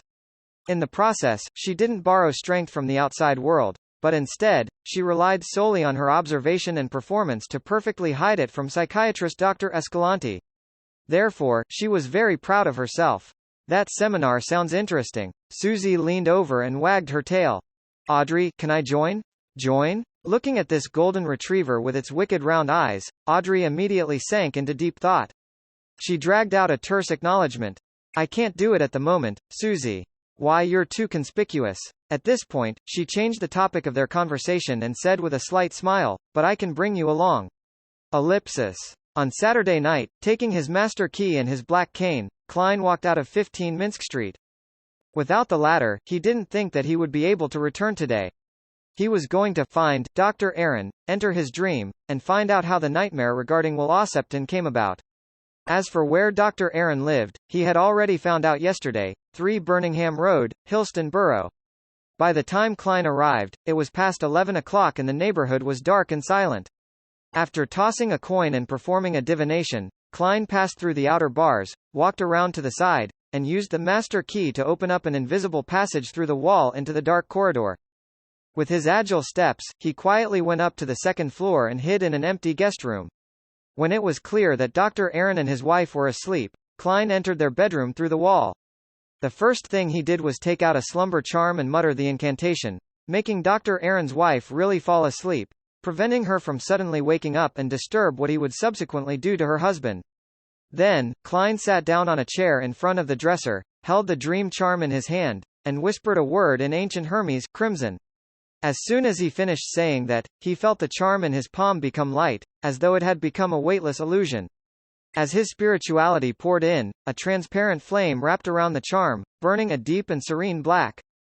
Driven by Klein's will, the blackness spread out, enveloping both Dr. Aaron and himself. Klein quickly entered a cogitation state and saw the endless darkness and the single oval-shaped light. His spirituality extended out and touched that illusory and hazy object. The world around him suddenly turned upside down and twisted, and Klein found himself on a barren plain, with pitch-black stones at his feet and not even a blade of grass. In the center of the plain stood a black steeple with a huge silver snake coiled around it. It had its head reared up, and its red eyes stared coldly in their direction. Unlike what Dr. Aaron had described, the silver serpent had no physical scales, and its body was covered in dense patterns and symbols. They were all connected to each other into what seemed like wheels, and there were different symbols around each wheel. The giant snake's tail and head's wheels were each halved, looking incongruous, as though they could kill a person with obsessive-compulsive disorder, but Klein imagined that if the giant silver snake could bite its own tail with its mouth, the wheel would be complete. It wouldn't be disconnected, and there wouldn't be any more changes. Next to Klein, Dr. Aaron stared blankly ahead, moving closer and closer to the dark steeple. I can now confirm that no one is guiding Dr. Aaron. That excludes Nightmare Beyonder powers. Klein quickly made a judgment. He didn't stop Dr. Aaron, but he followed him towards the black steeple and the silver snake. The two of them had only taken a few steps when their target had already appeared before them. The giant silver snake had its upper body bent down, as though it was considering how to enjoy the dessert that was delivered to its mouth. Its mouth opened wide, but there was no putrid smell coming from it. Its red eyes were cold and merciless, looking at everything like they were nothing more than prey. Yet, it didn't have the slightest hint of bloodlust or cruelty. In front of it, everything seemed puny and equal because of their insignificance. In the end, the serpent didn't launch an attack. Klein followed Dr. Aaron through an old, rotting wooden door and into the darkness of the tower. As Aaron had told him, the layout was abnormally confusing and chaotic. The stairs spiraled up and down, and the halls, libraries, and rooms were normal, inverted, and some were embedded in other parts. It was a building that couldn't possibly exist in the real world. After passing through the doors and walls, Klein had no idea where he was in the Black Tower. Perhaps he had reached the top or perhaps the basement. In the rich darkness, he suddenly noticed a figure curled up in the corner in front of him. The figure, sensing Dr. Aaron's approach, scrambled to its feet, hopping over on one leg. It was only when the figure was very close did Klein clearly see him. He looked dignified and strong, in his early teens, and had an expression of obvious fear. The figure was about 1.4 meters tall, and his left calf was missing. It was obvious that he was the child who had undergone surgery, Will Ossepton. In his hand was a deck of tarot cards. His pitch-black eyes were filled with surprise and joy, as well as fear and horror. Dr. Aaron, a snake wants to eat me. Suddenly, he let out a blood-curdling scream as the image of a huge, mysterious silver snake was reflected in his eyes. Whoosh! The tarot cards in his hand fell to the ground, leaving only one card tightly gripped in his palm. Klein focused his gaze over it and saw that there was, similarly, a wheel on the card. It was the Wheel of Fortune card. Whoosh! The dream shattered instantly, and Klein found himself still sitting in a chair in front of the dresser. The crimson moon outside the window was obscured by the clouds. Its moonlight that penetrated through the curtain barely outlined the large objects in the bedroom. The darkness and intensity became the main theme of the room. Klein sat in such an environment and was in no hurry to leave. He looked at the sleeping Dr. Aaron and began to analyze the images he had seen in the dream. Will Ossepton eventually held the Wheel of Fortune card in his hand. And in such a dream, everything symbolizes something.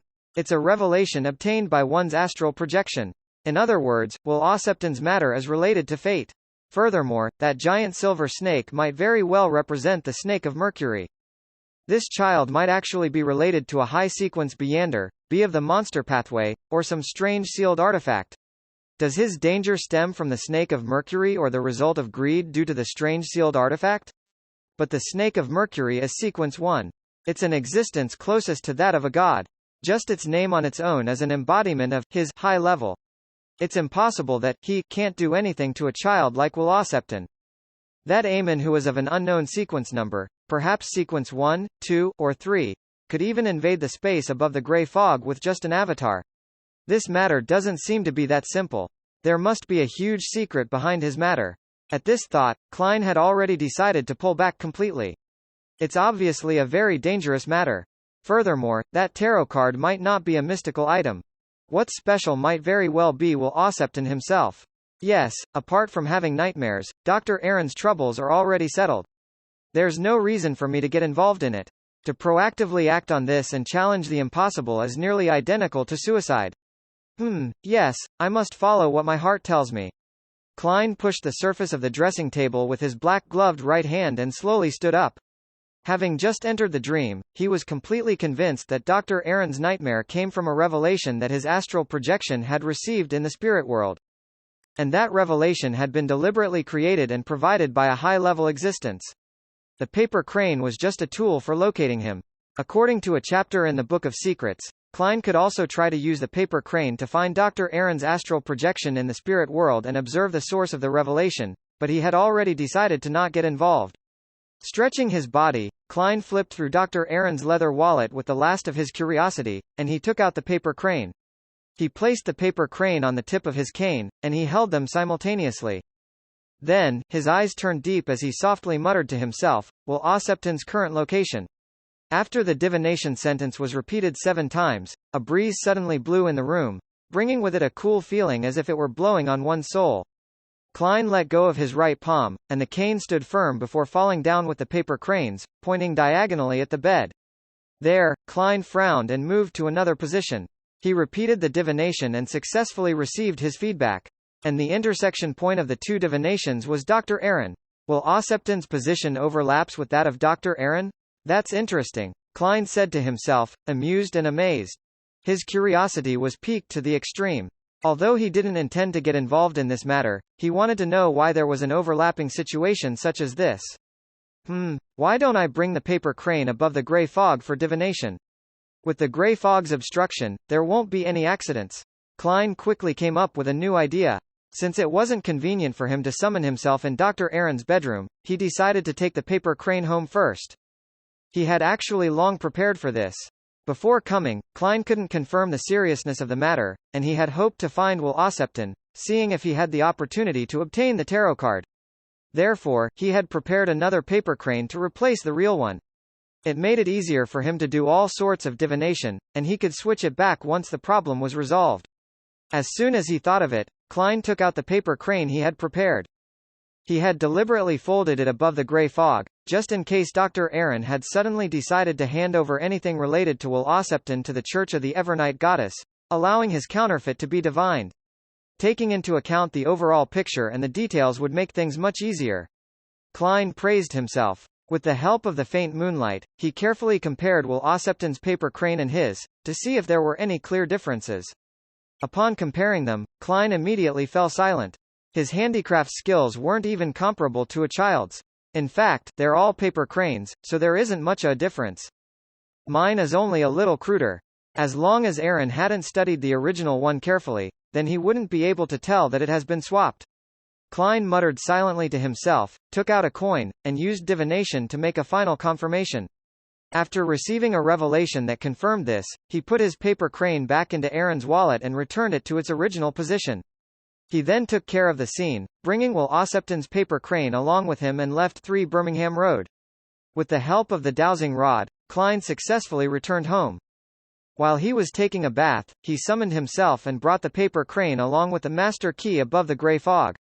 Sitting in the quiet and empty palace hall, he picked up the paper crane and carefully examined it for a few seconds, but he didn't discover anything abnormal. Then, with a pen and paper, Klein wrote the same divination sentence as before, Will Ossepton's current location. This time, he switched to using dream divination, and he was pleasantly surprised to see an image appear in the world of the gray fog. It was a dark room. A strong and dignified Will Ossepton leaned against the desk with the help of a chair by the window, and he looked out at the scenery with his pitch-black eyes. He held a stack of tarot cards in each hand, and beside them, there was a pile of wooden blocks. The wooden blocks formed a ring-shaped snake that connected itself from head to tail. The scene outside the window was just as dark, and there was the faint sound of flowing water. The dream ended here without a sound. Klein opened his eyes, tapped the edge of the long bronze table with his finger, and he said to himself, that Ouroboros-like snake is indeed the snake of Mercury? That means it's the snake of Mercury which represents fate. There was the sound of running water outside the window. Does that mean that Will Ossipton's current position is close to the Tussock River? Previously, when I divined his position, was the overlap with Dr. Aaron caused due to interference by fate? Seeing that divination above the grey fog could only receive a revelation of this degree, Klein was no longer troubled by curiosity. He barely interpreted the situation and planned to exchange the paper crane tomorrow night. He would then find an opportunity to guide Dr. Aaron and have him go to the Church of the Evernight Goddess to tell the bishop about this matter. It's best to leave such matters to the officials. Klein let out a chuckle and returned to the real world. After taking a leisurely bath, he didn't get busy and crawled into bed. After an unknown period of time, Klein suddenly realized that he was clearly dreaming. He was in the living room, reading the Book of Secrets. This familiar feeling. He turned his head to look at the door like he usually did. The door creaked open, and a figure in a grey coat walked in. He was about 30 years old, with a long, thin face with a broad forehead, and dark blue eyes that looked intelligent. It's not the captain. Klein suddenly gave a self-deprecating laugh, let out a silent breath, and turned the Book of Secrets in his hand into a copy of Ladies' Aesthetic. He flipped through the magazine, casually greeting the newcomer. The man in the grey coat took off his hat and sat down across him, seemingly casually asking him, "Aaron came to see you this morning?" "It's really as a nighthawk, a nightmare." Klein resisted the urge to sigh and replied with a smile, "Yes." He had already figured out why the nighthawk had suddenly entered his dream. The nightmare in front of him was likely the captain of the Nighthawks team responsible for the matter regarding Will Ossipton, but they had yet to find any useful clues up to date. In this case, Dr. Aaron and Detective Sherlock Moriarty's act of visiting to ask about Will Ossipton's whereabouts must have been made known to them last night or this morning.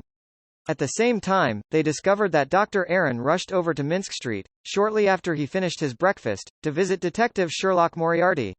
In the spirit of professionalism, entering a person's dream at night was the most natural and normal development. As for Dr. Aaron, his situation was rather sensitive, so rashly entering a dream might cut off clues, so there was no doubt that a certain detective became the first choice. What did he encounter? The captain of the Nighthawks team asked, casually. Klein answered honestly, he had a nightmare. Klein described the pitch-black tower, the giant silver snake, and Will Ossipton under layers of protection, and other scenes. Finally, he said, before this nightmare, Aaron had gone to Will Ossipton's place to find the child, partially because he was worried about his health but also because he was puzzled over his bad luck. Unfortunately, the Ossipton family had moved away. However, Aaron recalled that the boy had given him a paper crane that the boy had folded himself and had wished him luck. Perhaps agitated by these two events, he had such a nightmare. The man in the grey coat looked pleasantly surprised. Paper crane? Yes. Klein nodded slightly. The child gave it to Aaron before he was discharged, and Aaron threw it into his office drawer. He forgot about it until last night. I understand. Thank you for your explanation. The captain of the Nighthawks team stood up and bowed with his hand against his chest in a very polite manner. Suddenly, there was a ripple in the dreamland, and he disappeared from the room. Looking at the position where he had sat, Klein deduced what would happen next. The Nighthawks might go to Dr. Aaron's tonight and enter his dream for investigations and take the paper crane away. However, a question arose. The paper crane was folded by Klein, and the real thing was above the grey fog. Forget it. Regardless of which paper crane they use, they'll never be able to divine the answer. It doesn't matter if I switch it back or not, Klein said to himself. He gathered his thoughts and continued to sit there. He wasn't in a hurry to leave the dreamland, and he stared blankly for a long time. After a while, the corners of his mouth curled up as he softly sighed.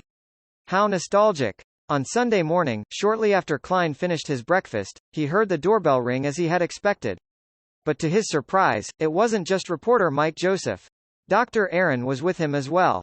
Sherlock, I had that nightmare again last night.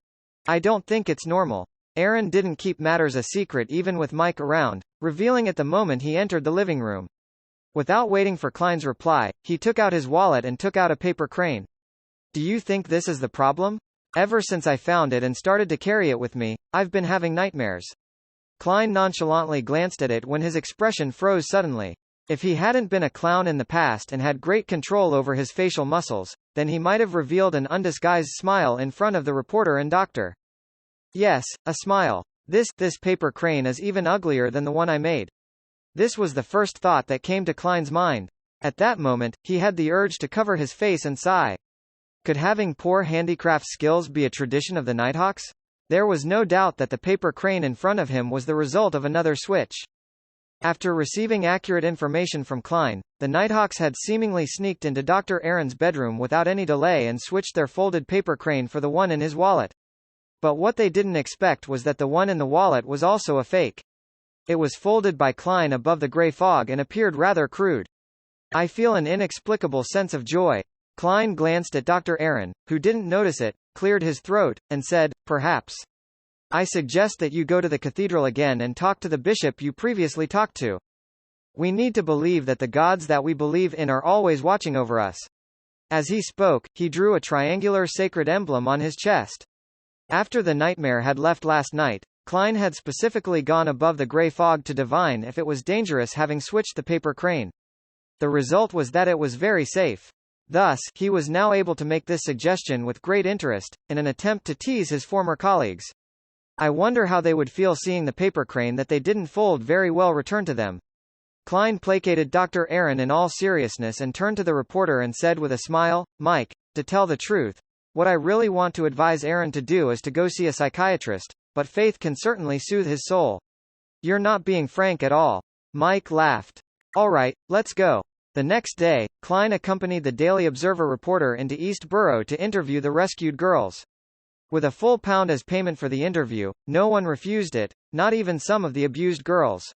In this interview, Kapim's sin was the main focus. The current situation of the girls was another main focus. The former made people angry, while the latter left people feeling heavy. Daisy was actually lucky enough to be able to return to work when she got home and use her labor to barter for food. Less than a third of those who were rescued were like her, and most of them were the kinds with some savings at home, and they were in a position that allowed the traumatized women to heal and have time before they sought out suitable jobs. As for the other two-thirds of those rescued, they had to continue working hard in order to survive. And in the face of the mass unemployment of textile workers, they were often only able to find temporary jobs with low wages. Those with parents and siblings who hadn't lost their jobs were still okay. At least, they were able to help each other, barely filling their stomachs. The families in less optimistic situations had already begun to walk the path of street girls, as though they had never been rescued. Their act of betraying their bodies once was perhaps only for some food. This caused Mike to turn silent like before, and it was only when it was dark and once he left East Borough before his spirit returned. He thanked Klein. Sherlock, it's all thanks to you. Otherwise, I definitely would have been blackmailed today by those rogue gangsters. Isn't that why you hired me? Klein smiled politely without any complacency. With Old Kohler informing them beforehand, Old Kohler and Liv's family hadn't revealed that he had helped search for Daisy for free. Especially when Daisy, who was pretty smart, was asked if she knew any relatively special people, she answered directly, Mr. Reporter and Mr. Detective. Mike nodded sluggishly and walked on in silence for a long time. Before he boarded the carriage, he suddenly let out a sigh. I would like to make a call in this report for the government to use Kapim's estate to set up a bursary fund, which will use the annual income to help the rescued girls and others who have been harmed by Kapim to get them out of their predicament. Although Kapim's safe had already been robbed clean by the hero bandit, his greatest wealth is the property he bought. These should have all been obtained illegally. Klein listened carefully, gave Mike a deep look, and said in sincere praise, You're the best reporter I've ever met. There are plenty of reporters like me. There are always idealists in the world. Mike sighed. With that, he paid £10 to Klein and took off his hat and waved it. As he watched the reporter get into the rental carriage, Klein was about to take a public carriage in the other direction when Mike suddenly opened the window and asked with a jibing smile, Sherlock, I'm not the only reporter you know, am I? Klein was stunned for a moment, then he laughed. Guess. Ellipsis. City of Silver. Like a trapped beast, Derek Berg paced around the room in anxiety. He felt that the chief wasn't paying enough attention to his report. He was worried that the exploration team members, who had been affected by the fallen creator to an unknown extent, would cause devastating damage to this city that had lasted for 2,582 years in the darkness after their quarantine. In such a situation, he was eager to obtain advice from Mr. Hanged Man, Miss Justice, and company, who were rather familiar with the fallen creator. This was the tarot gathering he anticipated the most.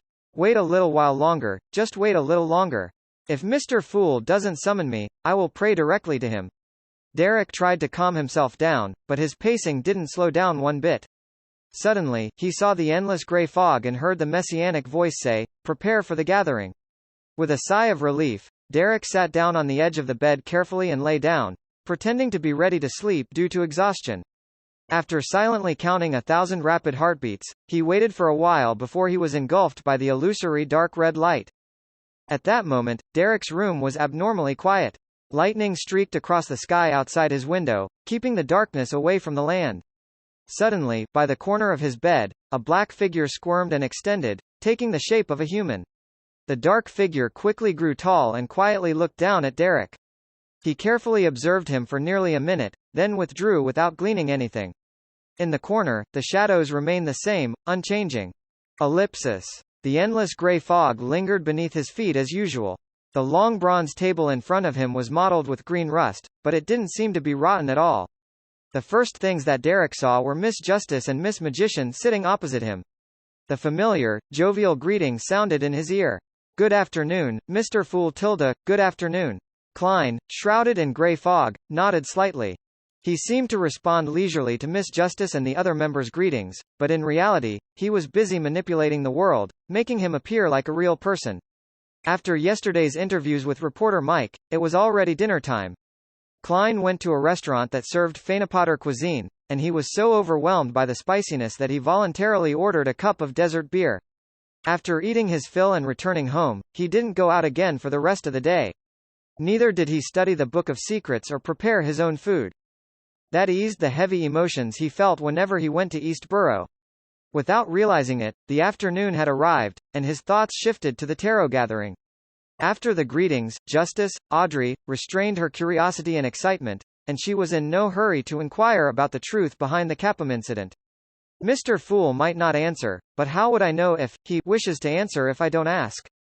Well, I hope he makes a request of equal value, and I'll do my best to fulfill it. Audrey looked around at the other members and observed the states of the other members. As a telepathist, she very quickly discovered something strange. The sun appears very anxious. Did something happen to the previous exploration team captain? Did he encounter Eamon? In addition, Furs is in an indecisive state of wanting to ask but not daring to. She must have seen the papers and guessed from the tarot cards that our tarot club was involved in Capim's death. But she's curious who the Emperor card represents. She seems to be even more in awe of Mr. Fool. What happened? Mr. Hanged Man seems to be in a very good mood. He's finished digesting his potion.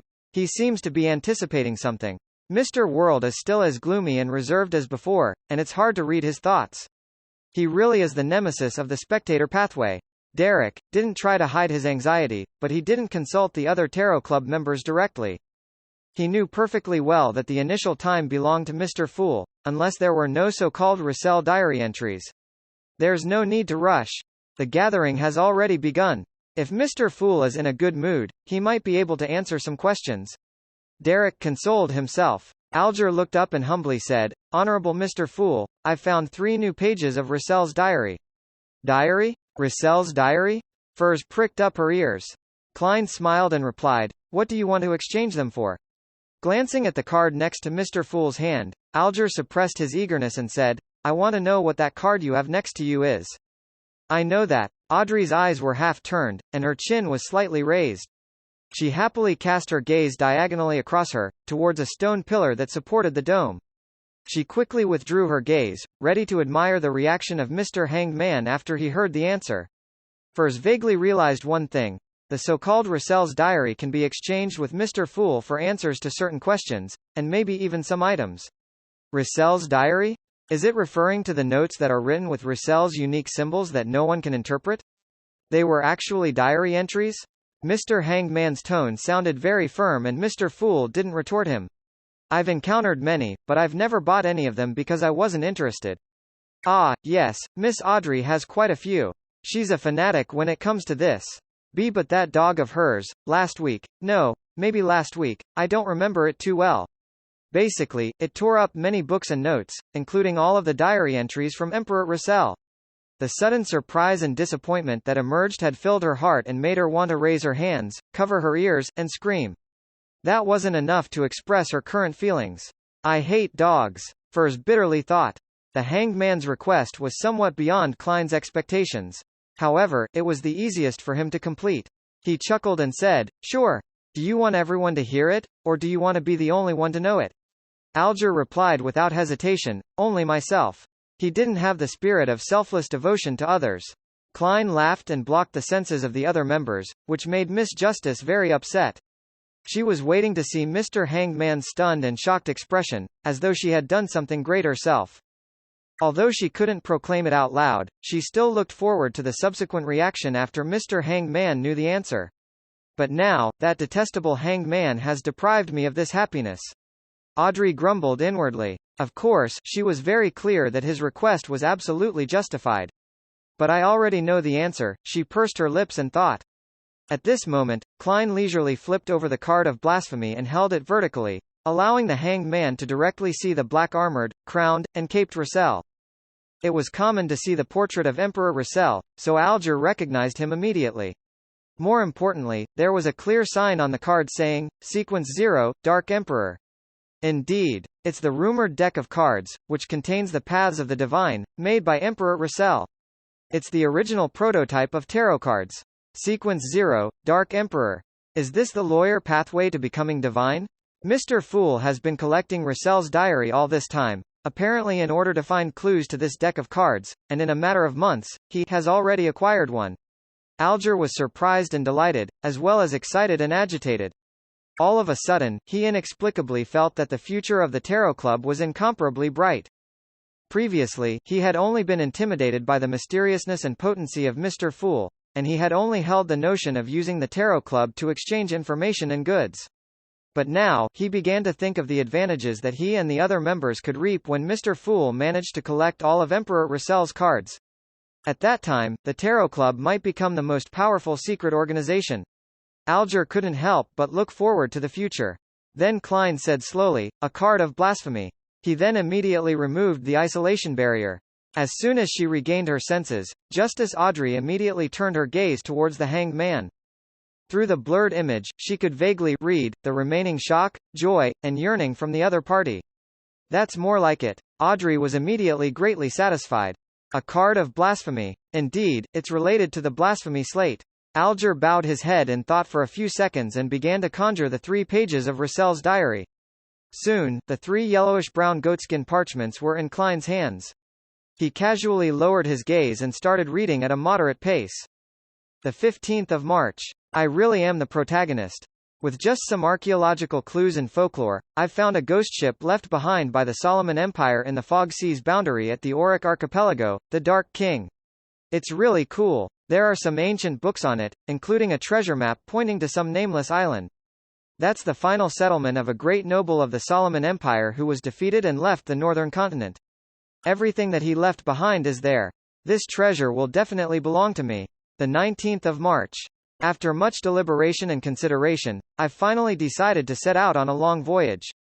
After that, I'll enter the Royal Army as an officer, so it will be hard for me to have an opportunity such as this again. Edwards and Grimm are willing to take the risk and follow me into that foggy sea. Actually, I don't just want the treasures. I also wanted to verify something, from the sun, the red moon, to the trajectory of the stars in the sky, as well as the changes in 4 seasons, all sorts of signs and different data to prove that the world I'm on should be a planet. In that case, it shouldn't only be the northern and southern continents. Based on the various data, the landmass occupied by the 2 continents totaled up isn't even a tenth of the planet's surface area. Could the rest of it be the sea and islands?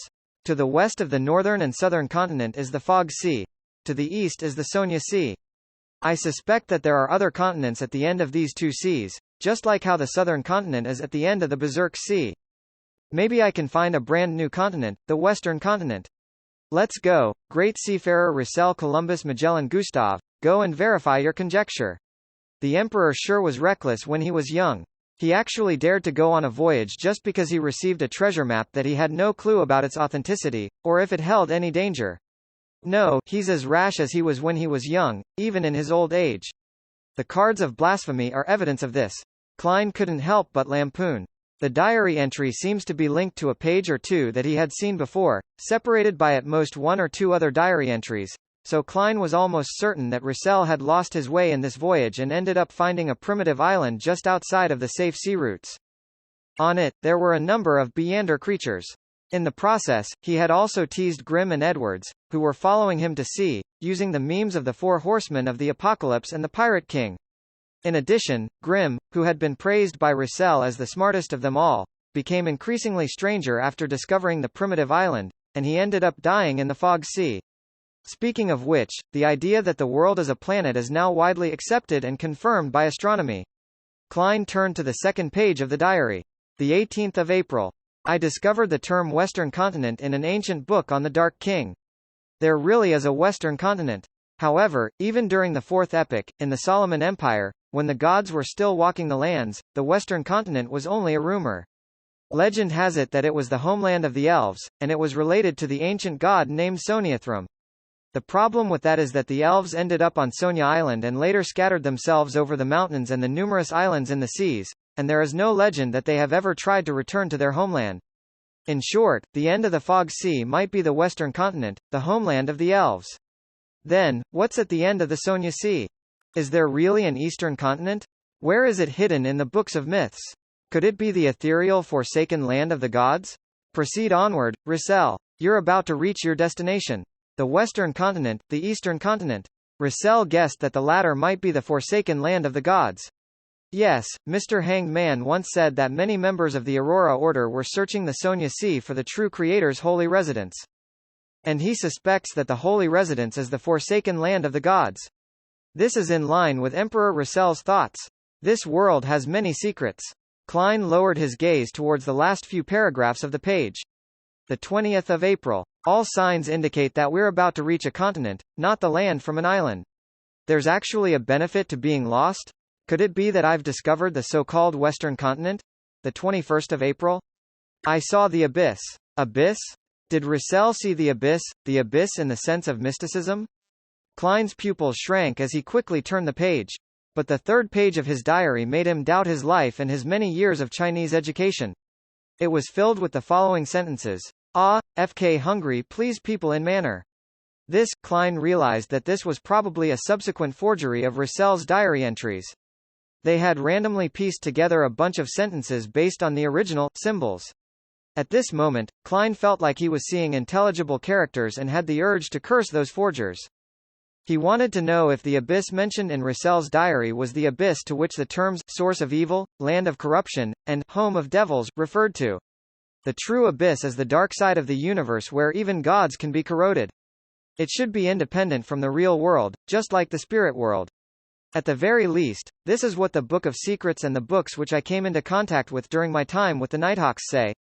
If it's not the true abyss, then what did the Emperor mean by abyss? Klein thought about it, over and over again, but was unable to come up with an explanation.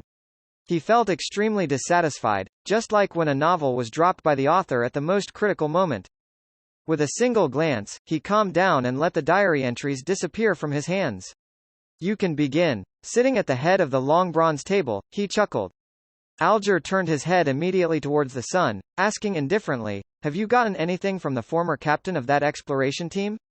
Derek was originally anxious to ask about the fallen creator, but when he heard the Hanged Man's question, he answered honestly, he's dead. He's dead? Justice, the Hanged Man, and the magician expressed their surprise at the same time. They really didn't expect this turn of events. After all, the former captain of the exploration team had been locked up for decades without any problems. Who would have thought that he would die right after they discussed about him? At this moment, aside from Mr. Fool, only the gloomy and reserved the world maintained his original state. Derek nodded and said, yes. After I returned to the City of Silver, I wanted to glean more information from the former captain using Mr. Hanged Man's suggestions, but he suddenly appeared behind me, asking me if I was looking for him. Upon hearing this, Audrey suddenly drew a short breath. Although the son obviously lacked the ability to tell a good story, his simple descriptions still gave her the feeling of reading horror novels late into the night. It was as if someone was standing behind her, also asking, are you looking for me? Furs was as frightened as she was excited, having found the feeling she had as a child listening to her mother's recount of a ghost story. Despite covering her ears in fear, it felt like someone had possessed her and pried open the gaps between her fingers, allowing the voice to be transmitted into her brain. This passage can be written into a novel. As a best-selling writer, she had outstanding professional instincts. Alger, being experienced and knowledgeable, subconsciously asked, "Doesn't your City of Silver's dungeon have seals targeting rampagers? Is there no barrier between them? I remember that last time you said that there was a very powerful and mysterious item at the core." "Yes, but I don't know how or why he came to my room." He had completely lost control of himself. His head had split open in the middle and fluid kept flowing out. There were many cracks on his body, and each crack was a mouth, Derek said, describing the scene in passing. "Then, how did you survive? How did you escape from his, no, it's jaws?" Furs felt immersed, and it was also a question which Audrey was concerned about. Alger's reaction was very different from theirs. He thoughtfully murmured, "It doesn't make sense to put you, a person who only shows signs of losing control, next to such a dangerous fellow. From the looks of it, the upper echelons of your City of Silver, the members of the 6-member council, deliberately made you interact with him, hoping to gather useful information from him and observe any corresponding changes. So, which elder saved you?" Derek's mouth gaped a little, feeling as if Mr. Hanged Man had personally seen and heard everything that had happened. Just based on the situation I described, he was able to guess the truth.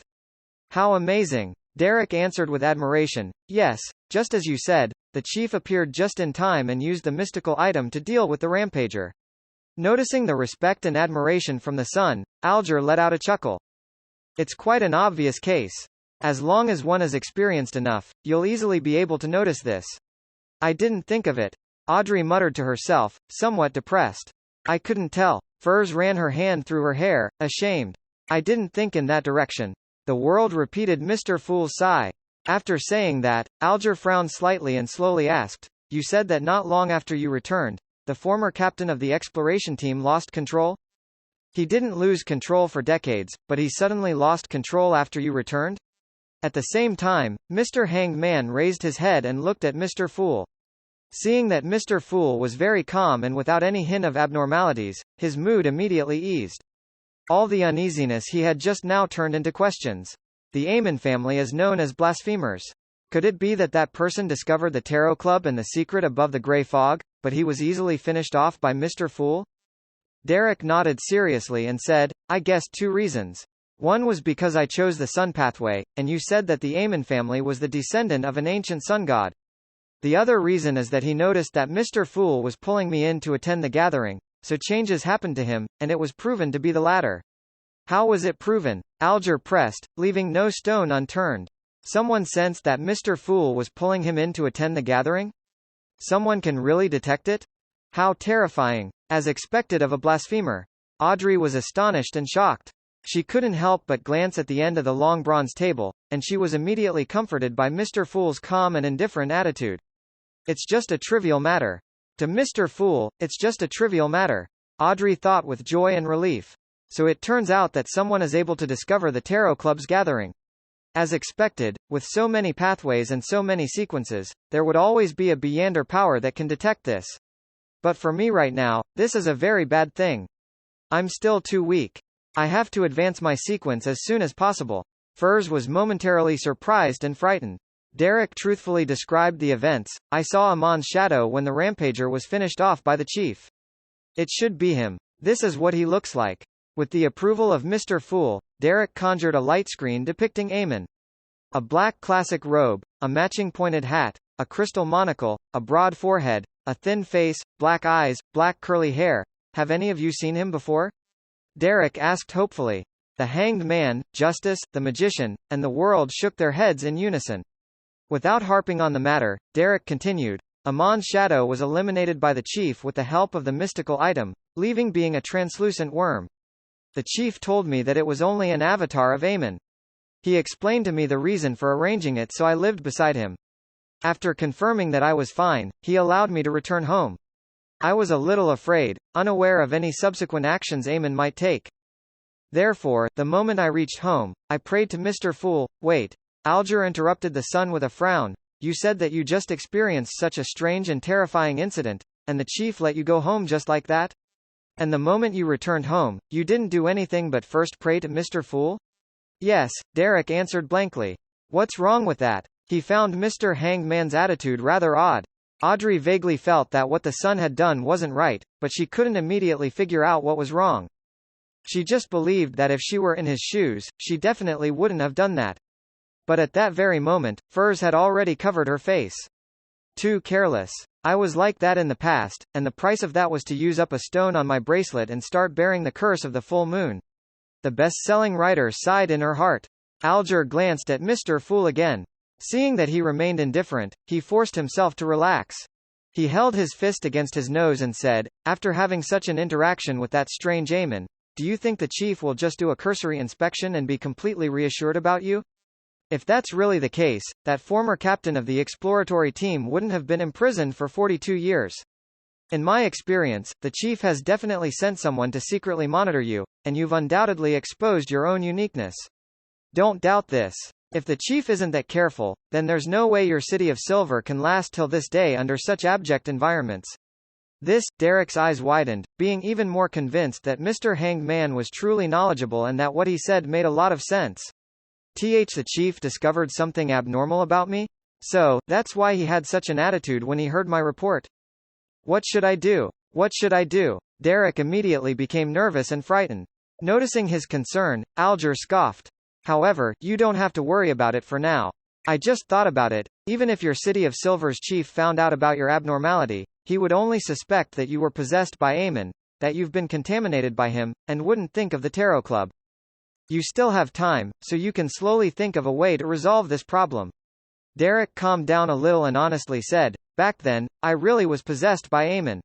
What? Alger blurted out. He nearly left his seat, taking on a combat stance to fend off any accidents. Audrey and Furs immediately tensed up. Only the gloomy world showed mere surprise. Startled by the reaction of Mr. Hanged Man, Derek quickly added, Mr. Fool discovered it while I was praying. As he spoke, he conjured the scene which Mr. Fool had sent to him back then. Dressed in a pointed hat and a crystal monocle, Amon's illusory figure was coiled around his spirit body like the ghost of a python. Seeing Justice and Magician trembling from the bottom of their hearts, the Hanged Man immediately pressed on, what happened next? Later, Mr. Fool taught me a ritual. Through the ritual, he sent his angel to purify Amon's avatar. Derek replied without embellishing or simplifying anything. Angel? The Hanged Man looked in shock at the end of the bronze table. He hurriedly lowered his head when he realized that his actions were impulsive and impolite. Angel? Audrey was momentarily left dazed. After a brief moment of blankness, Audrey quickly understood what the son was saying. He was saying that Mr. Fool had sent his angel to purify Amon's avatar. Angel. Mr. Fool sent an angel. Mr. Fool really has an angel as an attendant. Every angel has at least the power of a sequence too. Although that's expected and I've already expected it, it's still amazing because it has finally been verified. And only deities can control angels. Audrey's eyes shone with excitement. She couldn't help but wonder what Mr. Fool's angel looked like. I wonder if I'll be lucky enough to see that. She looked towards the end of the long bronze table with admiration and zeal. At the same time, her spiritual perception told her that Mr. World, who was always gloomy, had also sat up straight in shock, which pleased her inexplicably. Furs recalled what had happened to her previously. She had only asked Mr. Fool to interfere with any divinations, and she ended up seeing a 12-winged archangel descend, enveloping her spirit body with its wings. It really was an angel. Black wings, an archangel with 12 pairs of wings. And this really is just a routine procedure for Mr. Fool. He would send an angel to help members of the gathering get out of trouble. Furs suddenly didn't dare to look up at the gentleman who was sitting leisurely at the end of the long bronze table. Although she was still only sequence 9, and she hadn't received a complete education in the field of mysticism, she had been involved with different Beyonder circles for 3 years. She would have learned of certain things even if she didn't deliberately find out about them. In the midst of all of this, there was a very important clause, you may not look directly at God. In the past, this sentence didn't leave much of an impression on Furs, but now she suddenly felt that it was the truth derived from countless bloody lessons. Angel? Mr. Fool really does have an angel by his side. The Hanged Man felt a wave of fear and baffling excitement hit him, causing his body to tremble slightly. Previously, when he told us his honorific name and responded to prayers and rituals, this had indirectly expressed the notion that Mr. Fool was equivalent to a god. However, direct evidence was still lacking. But now, an angel has appeared. The existence of that alone is enough to explain many things. Amongst them, the most important thing is that angels represent the most direct form of deterrence. Mr. Fool is not without influence in the real world. Even if he doesn't go through his adorers, he can still project his majesty onto a certain region. Alger immediately thought of many things. He broke into a cold sweat for his shallow actions in the past while feeling filled with hope for the future. Immediately following that, he started to think about the details of what the sun had said. Mr. Fool didn't let the angel descend directly. Instead, he taught the sun a ritual. Through that ritual, he sent the angel to purify Amon's avatar. That's quite a roundabout way of doing things. Does this mean that in order to influence the real world, Mr. Fool must break through many obstacles? This is consistent with my earlier judgment that he is in a sealed and confined state. Or perhaps there's something special about the forsaken land of the gods? The reason why Mr. Fool didn't act like this before was because he has escaped a little. He is gradually freeing himself. Sitting at Mr. Fool's seat, Klein slowly looked around. He was obviously aware of Miss Justice's reverence and zeal, as well as the fear and excitement of the hanged man. Weren't you always treating me like a god in the past? Why are you acting like this after hearing about the angel? It seems like indirect evidence ultimately cannot be compared to the shock and awe delivered by direct evidence. If a new member were to question me in the future, I would make preparations in advance for the world to step forward and say something. Then, I would casually point my finger and kill him as an example to others.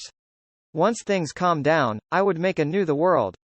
Klein's thoughts gradually wandered. Derek didn't quite understand the reactions of Mr. Hanged Man and Miss Justice. From his point of view, wasn't it normal that an angel served a god or a mighty existence?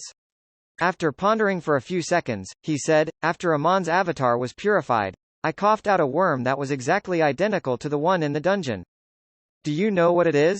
With the help of Klein's help, the sun successfully conjured a projection of a translucent worm with 12 transparent rings. Audrey and Furs looked over curiously.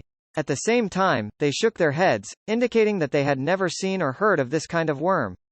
12 rings. In the Book of Secrets, all similar symbols have something to do with time. The Amen family was descended from an ancient sun god, and in ancient times, people believed that the sun and time were related. This can barely be considered an explanation and can be verified from two angles. However, why is it that the current eternal blazing sun is the inextinguishable light, embodiment of order, god of deeds, and guardian of businesses, but he doesn't seem to be involved in the domain that deals with time? In order to maintain his image as the fool, Klein was in no hurry to answer. He smiled, his gaze warm. Alger thought for a moment before saying, it should be the vessel that Amen created for his avatar. In legends, there is a type of worm that looks similar, appearance-wise. They have 12 transparent rings and are called worms of time. However, no one has ever seen them before. Many people suspect that it's actually the name of a sequence potion. Worm of time. So it's very close to my guess. Although this is just a legend spread among beyonders at the middle echelons of particular churches and above, the information itself is of great value. Is Mr. Hanged Man saying this out loud to let others know this because he has been rewarded, having learned a lot of important information from the sun? Klein felt wistful and amused at the same time. Worm of time, the vessel that Amen created for his avatar.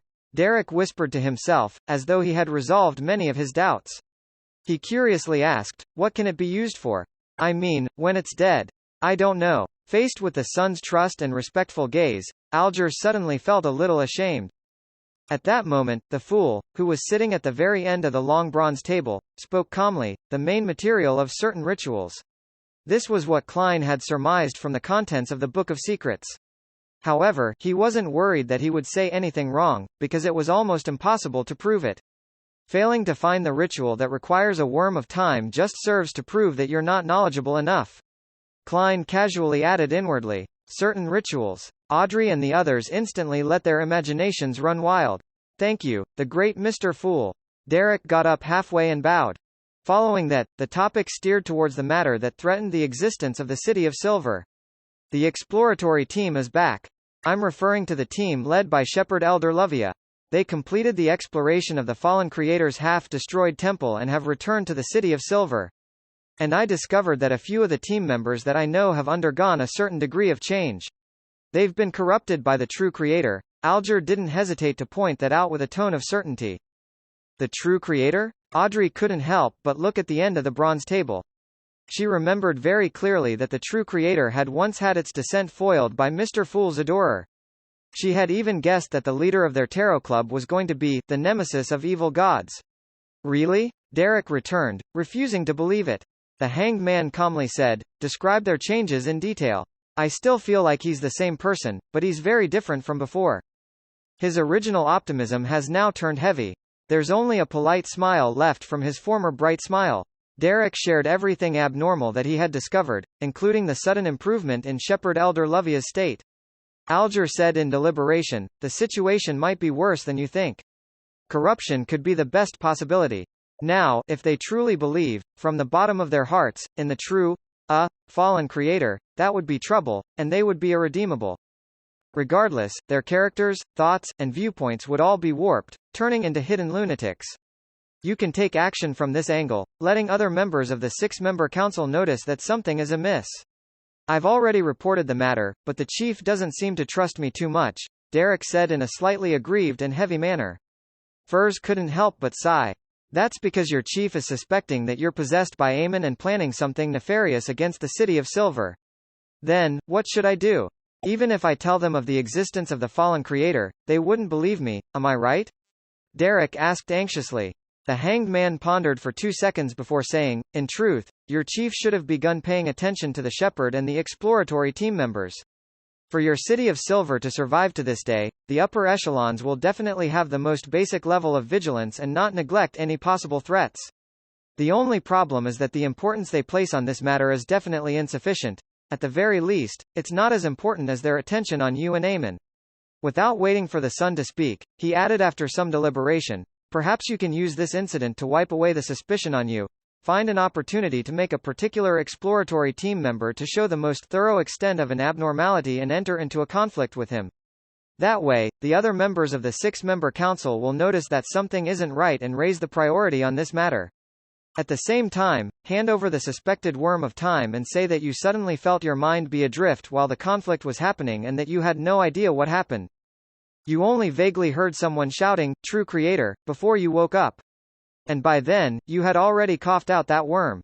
When an evil god is involved, there are many means and abilities that one wouldn't dare use without thought. Your chief would adhere to logic and guess that Amon's avatar and the mental corruption left behind by the true creator had entered into conflict, eventually being destroyed and reduced to a dead worm. The surveillance on you would definitely decline significantly. If you act normally for an additional period of time, then the suspicion placed on you would be completely gone. Why does Mr. Hanged Man seem so well versed in this aspect?" Audrey thought with her mouth slightly open. Derek's eyes lit up when he heard this, and he felt that Mr. Hanged Man was indeed trustworthy. He had come up with such a good idea. Then, how do I make that exploratory team member display the most thorough extent of his abnormality? He quickly asked. Alger fell silent for a few seconds before saying, "I don't know." He then added, "It would be great if there are items related to the true creator." With a whoosh, Audrey looked towards the fool who was seated at the end of the long bronze table. Klein knew very well why Miss Justice was looking at him. Being aware of the Lenivis incident, she was certain that he had many conflicts, both in the open and in the shadows, between himself and the true creator, and that it was normal for him to have the corresponding items, perhaps even quite a few of them, in his possession. Logically speaking, there's nothing wrong with her thinking. In fact, I have crossed the true creator several times, and I do have an item that fits those descriptions. Klein sighed inwardly. There was no question about helping Little Sun. There were many monsters in the forsaken land of the gods where the City of Silver was located, allowing the collection of several materials which were rare in the northern and southern continents. In addition, they had a contiguous history that wasn't distorted by any of the deities or churches. They gave the most objective stories and secrets prior to the cataclysm, and the knowledge involved was extremely valuable. Whether it was from the perspective of the Tarot Club's leader, or simply considering his own interests, Klein had no intention of giving up Little Sun or the City of Silver unless it was hopeless. However, there were certain things which weren't suitable for Mr. Fool to voice out. Just as Audrey was looking expectantly at Mr. Fool who was shrouded in a thick grey fog, the world, who had been silent all this time, finally opened his mouth. "I have an item that contains the mental corruption of the true creator." He was referring to the all-black eye that Nimblewright Master Rosago had left behind. An item containing the mental corruption of the true creator? Alger thought as he organized his words. This might be able to help the Sun. Once those exploratory team members, whose thoughts and viewpoints have been warped, sense the mental imprint of the true creator, there's a high possibility that they will mutate right on the spot. The world looked at the Sun and laughed hoarsely. Kid, I can lend you that item, but what will you be using to pay for it? Having seen Hope, Derek's mind raced, suddenly remembering what had happened during previous gatherings, and quickly said, I can help you find the characteristics of the human skin shadow, the mutated pituitary gland and blood of a thousand-faced hunter. I can also attempt to obtain the method to removing the mental corruption on an item left behind by a rampager. Whichever I get first will be used as payment. Out of all of the options, the human skin shadow was relatively easy to encounter. It was one of the scarier monsters in the depths of the darkness. At this moment, Derek wasn't considering whether the exchange was of equal value or not. Even though a one-time loan of an item contaminated by the true creator was obviously not worth as much as the conditions he put forward, under the current circumstances, he could grit his teeth and accept whatever high price the world offered. Thus, he might as well proactively show his sincerity. The world nodded slightly. Very good, I will ask for Mr. Fool's help to lend it to you. As he spoke, he revealed the shape of the all-black eye and added, it's the equivalent of a sequence 5 Beander. If you lose it, you'll have to provide me with compensation. Also, as soon as this is over, return it to me. This was what Klein couldn't say in his capacity as the Fool. If a god-level existence like him kept harping about compensation, and, remember to return it to me, then the status he had built up for himself would have collapsed. In addition, Klein took into account the hidden dangers that lay in the future. The all-black eye and the other items were all things that he had used in the real world. If he were to bring in a new member who knew of this matter, they could confirm certain matters based on this point. Therefore, allowing Sherlock Moriarty to be equivalent to the world was clearly better than having Sherlock Moriarty be equivalent to the Fool. When your strength doesn't match your status, all I can do is tremble in fear, as if I were treading on thin ice or facing the abyss. Klein sighed silently. Seeing that Mr. Fool hadn't refused the world's request, nor did he point out any problems with the deal, Derek was relieved and quickly agreed to all the demands. At the same time, Audrey was genuinely happy for Little Sun. Alger thought for a while before letting out a sigh. He then said to the Sun in a measured tone, don't be too optimistic. How to seize this opportunity still needs to be organized. First, you have to choose a time and, without putting yourself in danger, have only one exploratory team member be present while there are several City of Silver citizens, or when they're all in a quarantined and sealed state. You have to use a wall of spirituality to seal the vessel that stores the corrupted item ahead of time and not allow anyone to notice it. By doing that, you can control the development of the situation. In addition, you need to consider how to hide that item after it's over. You mustn't let the 6-member council discover it. Otherwise, you'll never be able to clear the suspicion on you. If such an easily deceived fellow were to die, it would be difficult for me to obtain any more information regarding the Forsaken Land of the Gods or the secrets of the ancient era. The Hanged Man didn't find it problematic to offer help. Under his tutelage, Derek gradually had a complete plan and a few key points to take note of. Thank you, Mr. Hanged Man. Thank you. Thank you to all of you. He sincerely expressed his gratitude to every member in the gathering. This made Audrey feel the satisfaction of doing a good deed. The matter of the Sun came to an end at this point, and Furs, who had witnessed it all, suddenly had an idea. She ruffled her slightly curled long hair and said, I wish to know which family the apprentice pathway belongs to. I'm willing to use one of the chapters in the sites in the spirit world as a barter. Although the content is considered the ravings of a dreamer, many of the things described in it are true from my experiences into the spirit world. The sites in the spirit world was one of the mysticism notebooks that Mrs. Alyssa had left her. The logic of the content was incoherent, absurd, and just reading it alone left one irritable. However, when her body entered and left the spirit world 3 times for a variety of reasons, Furs discovered that the records in the notebook might not necessarily just be ravings. Sites in the spirit world? Klein leaned back slightly as he controlled the world to answer before the Hanged Man. I know the answer, and I can give you some of the corresponding information for free. He knew very well that the Hanged Man could also answer the magician's questions. It's bad to have competition. That's why you need to combine it with free gifts. Klein silently lampooned. All right. Furs felt a surge of joy. She discovered that the Tarot Club really was much more high-end than the other Beyonder circles that she had participated in before. Many difficult questions could be answered here.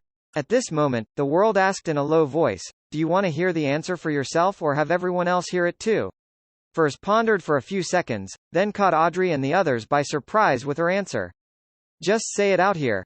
In her opinion, the answers to her own questions were of little help to others, and it didn't matter if they found out, and if Mr. World had left something out, or gave an incomplete description, and someone else happened to know the corresponding content, then she would be able to use the same sites in the Spirit World chapter to obtain the full picture. She believed that it was more important that way. The world wasn't surprised and said in a low and hoarse voice, in the fourth epoch, the apprentice pathway was wielded by the Abraham family. Later, it was spread to the Tamara family, which had been in marriage alliances with it for extended periods of time.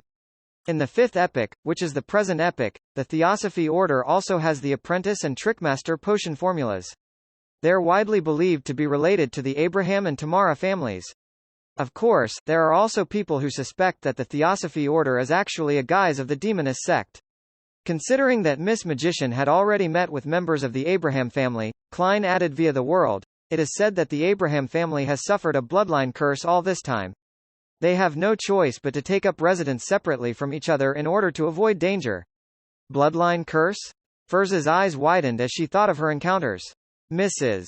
Alice's husband belonged to the Abraham family, and that Mr. Lawrence is also a part of the Abraham family? Is that why she said that as long as one isn't a member of the family clan, they wouldn't suffer the curse? However, I used the bracelet, and it belongs to the Abraham family? Once again, regret gnawed at her soul.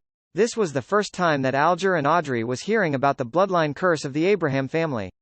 Both of them had their own thoughts, so no one spoke up for a short period of time. After a while, Furs took a deep breath and said, "Thank you, Mr. World. You have answered the biggest question I have. I will copy the first chapter of the sites in the Spirit World after the end of this gathering and sacrifice it to Mr. Fool. Is that okay, Mr. Fool? The magician is a descendant of the Abraham family? It's no wonder her body can enter and exit the Spirit World. She likely possesses a corresponding mystical item." The Hanged Man suddenly looked at her. Furs is a member of the Abraham family? She was born in an ancient family dating back to the fourth epoch? Audrey nodded as if she was thinking about something. After receiving a positive reply from Mr. Fool, Furs relaxed and began mentioning her desire to buy the Beyonder ingredients, stomach pouch of a spirit eater and the blood of a deep-sea marlin. Unfortunately, the sun wasn't going out during this period of time, so there was nothing. As for the Hanged Man, he merely mentioned that he had clues to the deep-sea marlin's blood. No one had obtained the formula for the wind-blessed potion yet. On the other hand, Audrey wasn't in a hurry to purchase the psychiatrist formula because she was about to join the psychology alchemists. Klein originally wanted to sell either the werewolf Beyonder characteristic or biological poison bottle, but after considering the latter's compatibility with his spirit body state and the current financial situation of the members, he temporarily gave up on that idea. The transaction segment quickly ended, and the gathering reached the stage where each of them could share information they had heard about. Audrey slowly looked around and said with a slight smile, "Last week, an interesting case happened in Backlund. The protagonist is called the hero bandit Dark Emperor." Dark Emperor? The Hanged Man, who was casually listening to Miss Justice, suddenly raised his head. His gaze suddenly became sharp and piercing. He had just learned that the card in Mr. Fool's hand was one of the cards of blasphemy created by Emperor Russell. The name of the card was Dark Emperor. Does this have to do with Mr. Fool? Alger quickly glanced at the end of the long bronze table, before immediately lowering his head. If it was really done by Mr. Fool's adorer, this definitely isn't a simple matter. Alger listened attentively to Miss Justice's subsequent descriptions. Furs, who had long since learned of this from Zio and had some predictions about it, also gave the Fool a glance. She wanted to see the truth from the concealed entity's reaction, but the Fool remained as calm as ever in the thick grey fog. Audrey, who wasn't able to glean anything either, paused for a moment, then continued, "The victim is a tycoon, Capum. Many rumors point to him being the biggest human trafficker in Backlund. Hero bandit Dark Emperor infiltrated his villa and robbed him of his life, rescuing many innocent girls who were locked up in his underground dungeon. When Capim's corpse was discovered, it was covered with a deck of tarot cards. His face was covered with the cards, Judgment and the Emperor. She didn't mention the safe as she found it unimportant. Covered with tarot cards? Is that the symbol for when our tarot club takes action? Wait a minute, a human trafficker? Alger sharply noticed a phrase. He turned to the end of the long bronze table and humbly asked, Mr. Fool, is Capum related to the disappearance of the colonial slaves? The latter was a mission had been assigned to him by the Church of the Lord of Storms, and he had formerly targeted a suspect named Balin and had asked Backland residents, Justice, the Magician, and the World, to keep an eye out for him.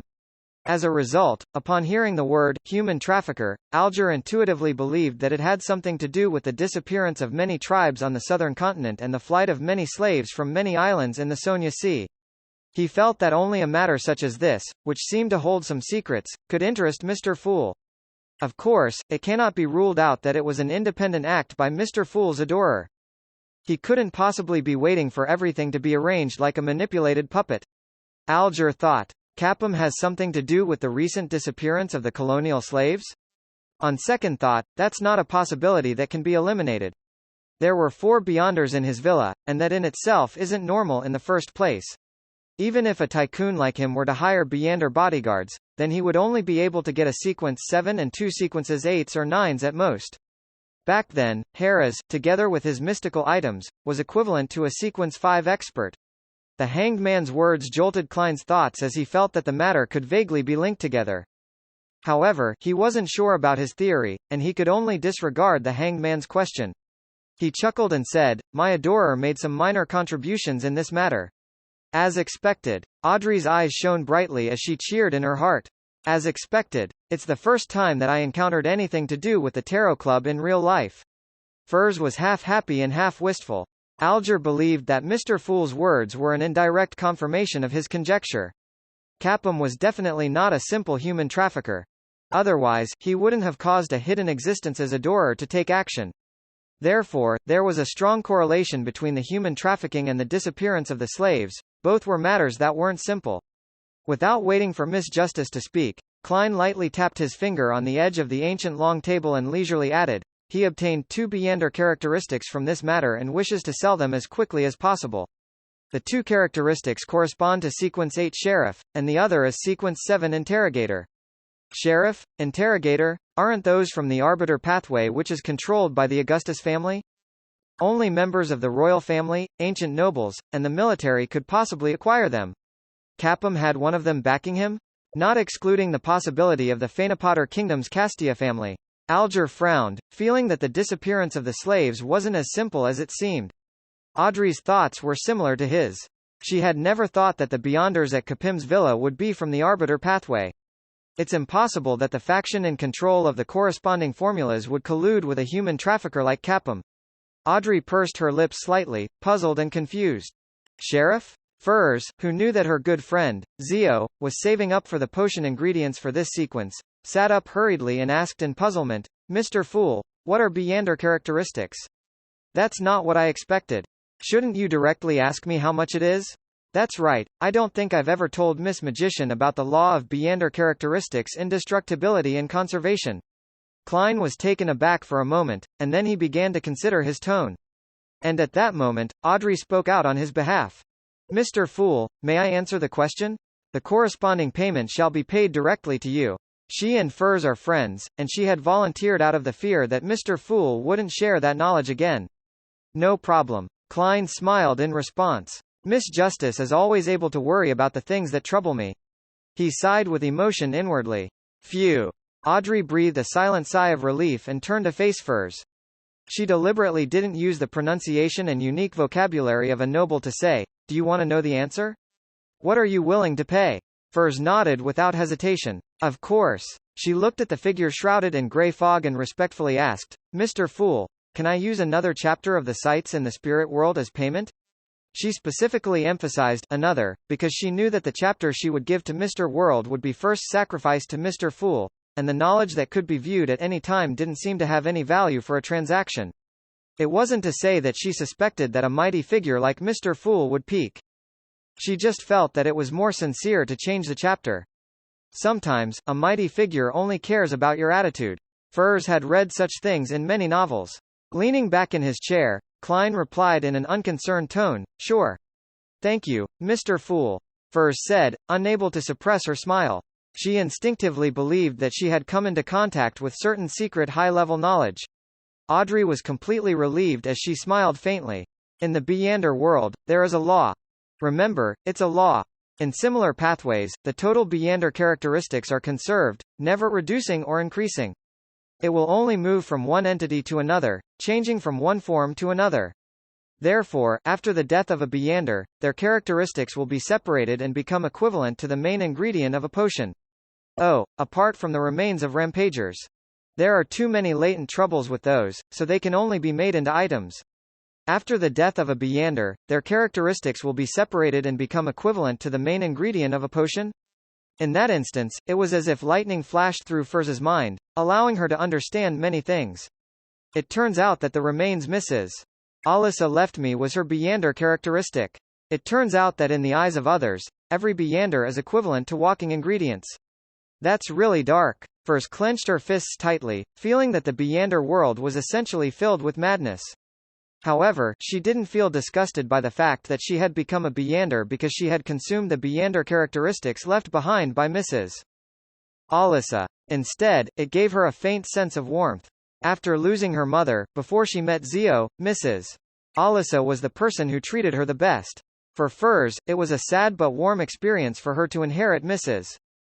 Alyssa's remains and be with her forever. So that's the case. The law of Beyonder characteristics indestructibility and conservation. That means the characteristic left behind by a Sheriff Beyonder is equivalent to all the main ingredients? Furz asked an additional question to verify her thoughts. Yes. Audrey also thought of Zio. Furz immediately stood up and bowed to the mysterious existence that was looking down at everything. Mr. Fool, can you get your adorer to reserve the Sheriff's corresponding Beyonder characteristic? I wish to buy it, but I temporarily lack the funds. Please give me another week, is that fine? Sure. Klein took on an attitude as though he didn't care. Furz heaved a sigh of relief and quickly asked, how much does your adorer wish to receive in gold pounds? The price of a corresponding sequence 8 Beyonder ingredient is around £300. Klein smiled.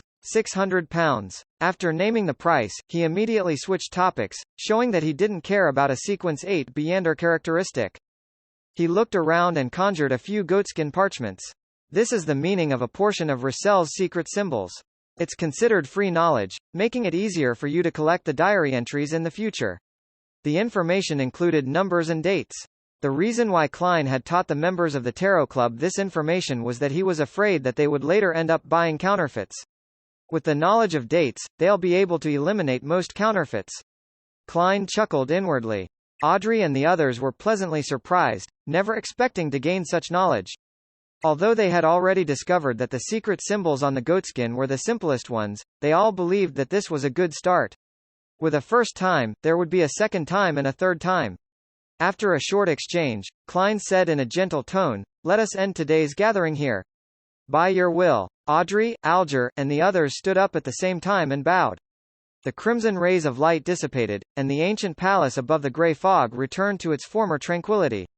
Only Klein was left sitting alone on the high-back chair belonging to the Fool. After returning to the real world, Furz sat at her desk and lost herself in thought about the Abraham family for a while. She had a whole new understanding of the few words mentioned in the mysticism notebooks she had.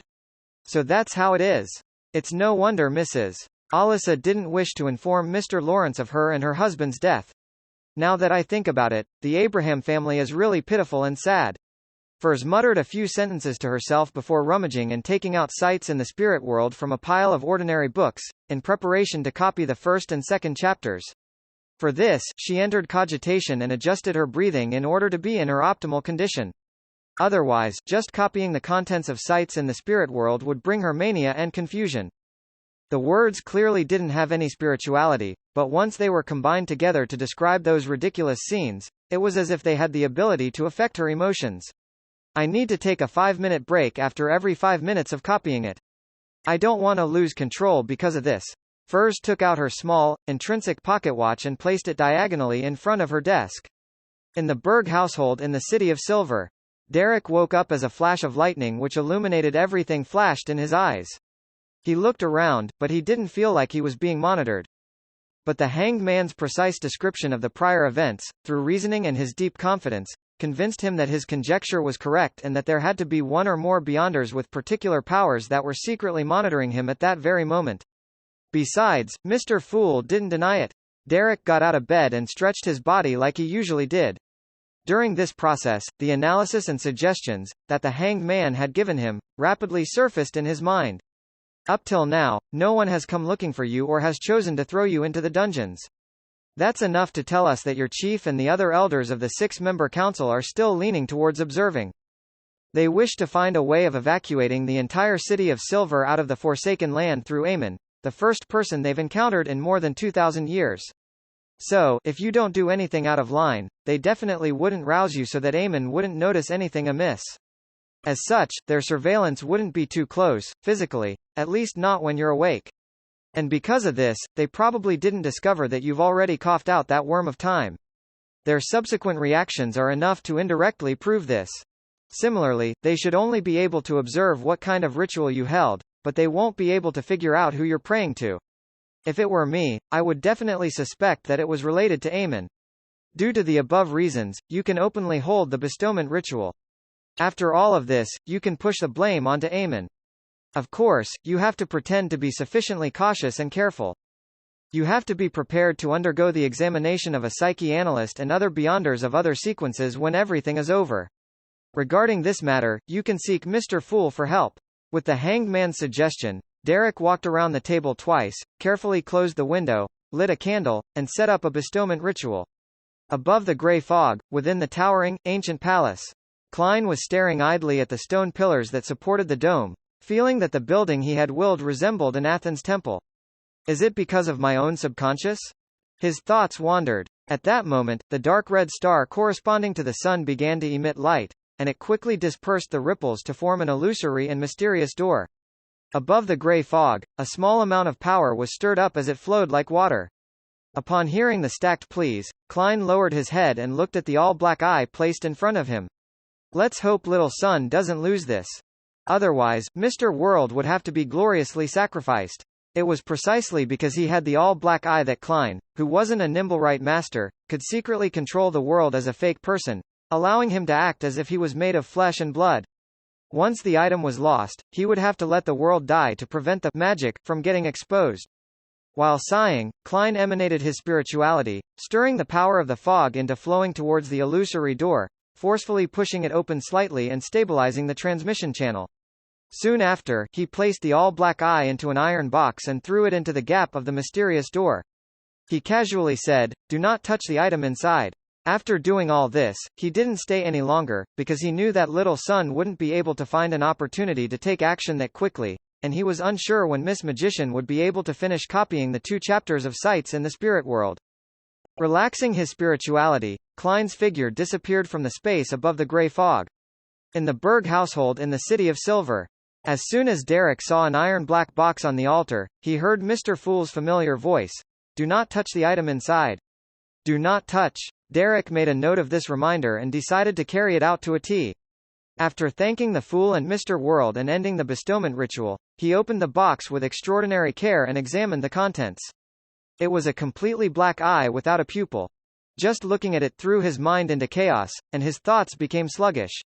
Faint, indistinct, and seemingly crazy ravings sounded in his ears. After a sudden shiver ran through his body, Derek closed the lid of the iron box, picked up a silver dagger, and completely sealed the iron box with a wall of spirituality. Then, he put the iron box into a secret pocket on the inside of his clothes, fixed the axe of Hurricane in place and left the room, heading straight for the training field. The exploration team members were still under the disguised quarantine. However, Derek had no plans to take action today. He carefully followed Mr. Hanged Man's instructions and planned to observe the situation first and patiently wait for an opportunity. Of course, if there was a good opportunity, he would have to act decisively. Upon entering the training field, Derek circled around the exploration team's area and saw that they were gathered in groups of 2 or 3, whispering to each other, but once they noticed that someone was watching, they would immediately stop and stand there in silence. At times, they would take a few steps, like zombies that had just crawled out of the darkness. What would they do if I removed the wall of spirituality now and allow them to sense the feelings emanated by Mr. World's item? Will they turn their heads at the same time to look at me? Derek imagined the scene of everyone turning their heads and looking at him with cold and emotionless eyes, and he felt a baffling, indescribable fear. He drew a breath and told himself to be patient, to wait, and not to panic. City of Silver, at the top of the spire, in a room that belonged to the chief. Demon hunter Colin Iliad, who was resting his mind with his eyes closed, looked towards a dark corner. A human figure stood up from the ground with a twisted posture. It swayed slightly and said with a voice that sounded like metal abrasions, "Your Excellency, Derek Berg has held another ritual. According to my observation, it's likely to be a bestowment request ritual. It's very similar to the sacrificial rituals we usually hold, but what's different is that he received a response and was given an iron black box. I couldn't exactly see what was inside, but it gave me a very evil and dangerous feeling." At this point, the shadow urgently pleaded, "Your Excellency, it's definitely directed by that mysterious person. We have to take action and not let this continue unheeded. Otherwise, Derek Berg will summon an evil god or a similar existence sooner or later, destroying the entire City of Silver." Colin's expression became unusually grave. He stood up and slowly paced up and down, saying, "Let's wait a little longer. Up till now, we still haven't figured out the purpose of that mysterious person who called himself Aemon. We don't understand why he only sent one avatar to the City of Silver after discovering it, as well as the goal of patiently staying in the underground dungeons for 42 years. If his intention is solely to destroy us, he wouldn't have done such incomprehensible actions. Just wait a little longer. This might be our hidden hope, the hope for us in surviving the apocalypse when it comes."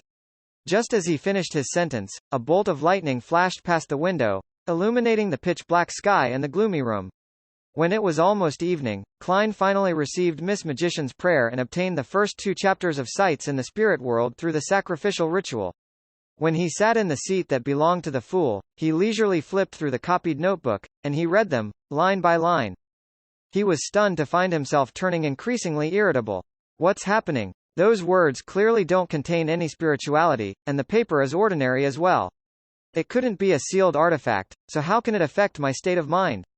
Furthermore, I'm above the gray fog, a fog that can even sever the influence of a true god. Klein frowned, leaned back, and carefully recalled the information in the Book of Secrets which had similar phenomena. Not long after, he roughly understood the reason. When certain existences were described in detail, even if it was written in text form, it would still affect the reader's thoughts and psyche. Amongst them, the scariest were records related to true gods. A book explaining a particular god in detail would cause every reader to go crazy or even distort their ideologies. As for Beyonders, there was a high chance of them losing control. Sights in the Spirit World was written by a certain ancestor of the Abraham family. He had recorded all the strange and wonderful things that happened when he traveled through the Spirit World. In the first chapter, he described the lights in the Spirit World. He believed that the 7 rays of pure light of different colors contained the limitless knowledge of different domains, and that no matter where the travelers were in the Spirit World, they would be able to see them blanketing higher elevations.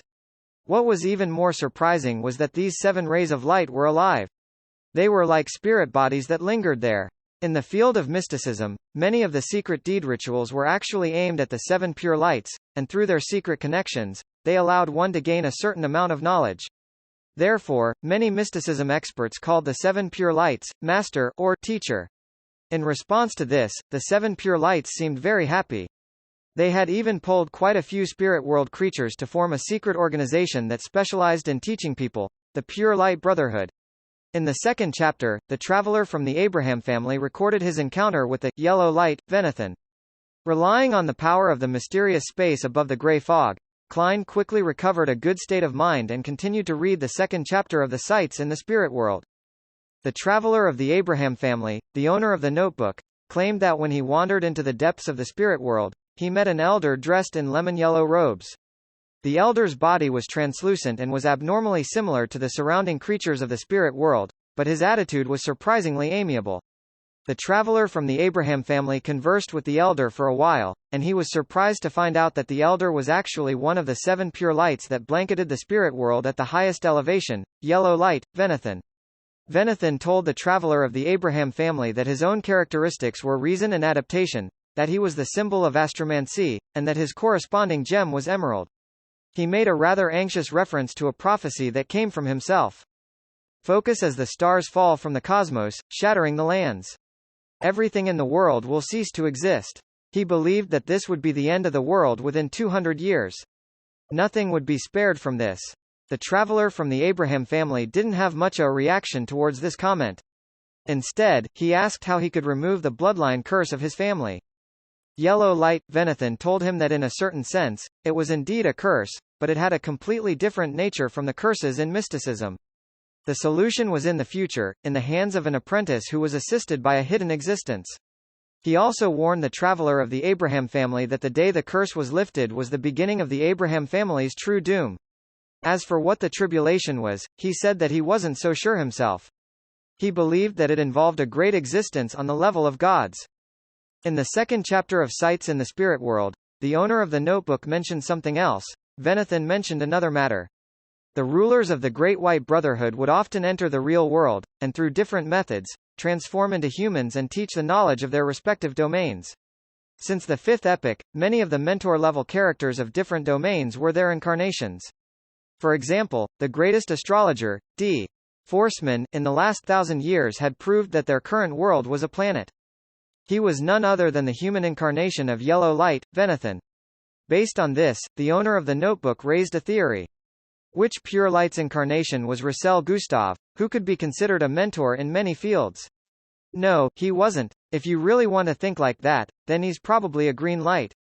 Klein raised his hand and rubbed his temples. Based on this, he judged that the owner of the notebook wasn't an extremely ancient Beander. However, judging from the fact that the person didn't address Russell as emperor, this tour of the spirit world had likely taken place during the period when Russell was still a consul, or when his proclamation as an emperor was still not widely recognized.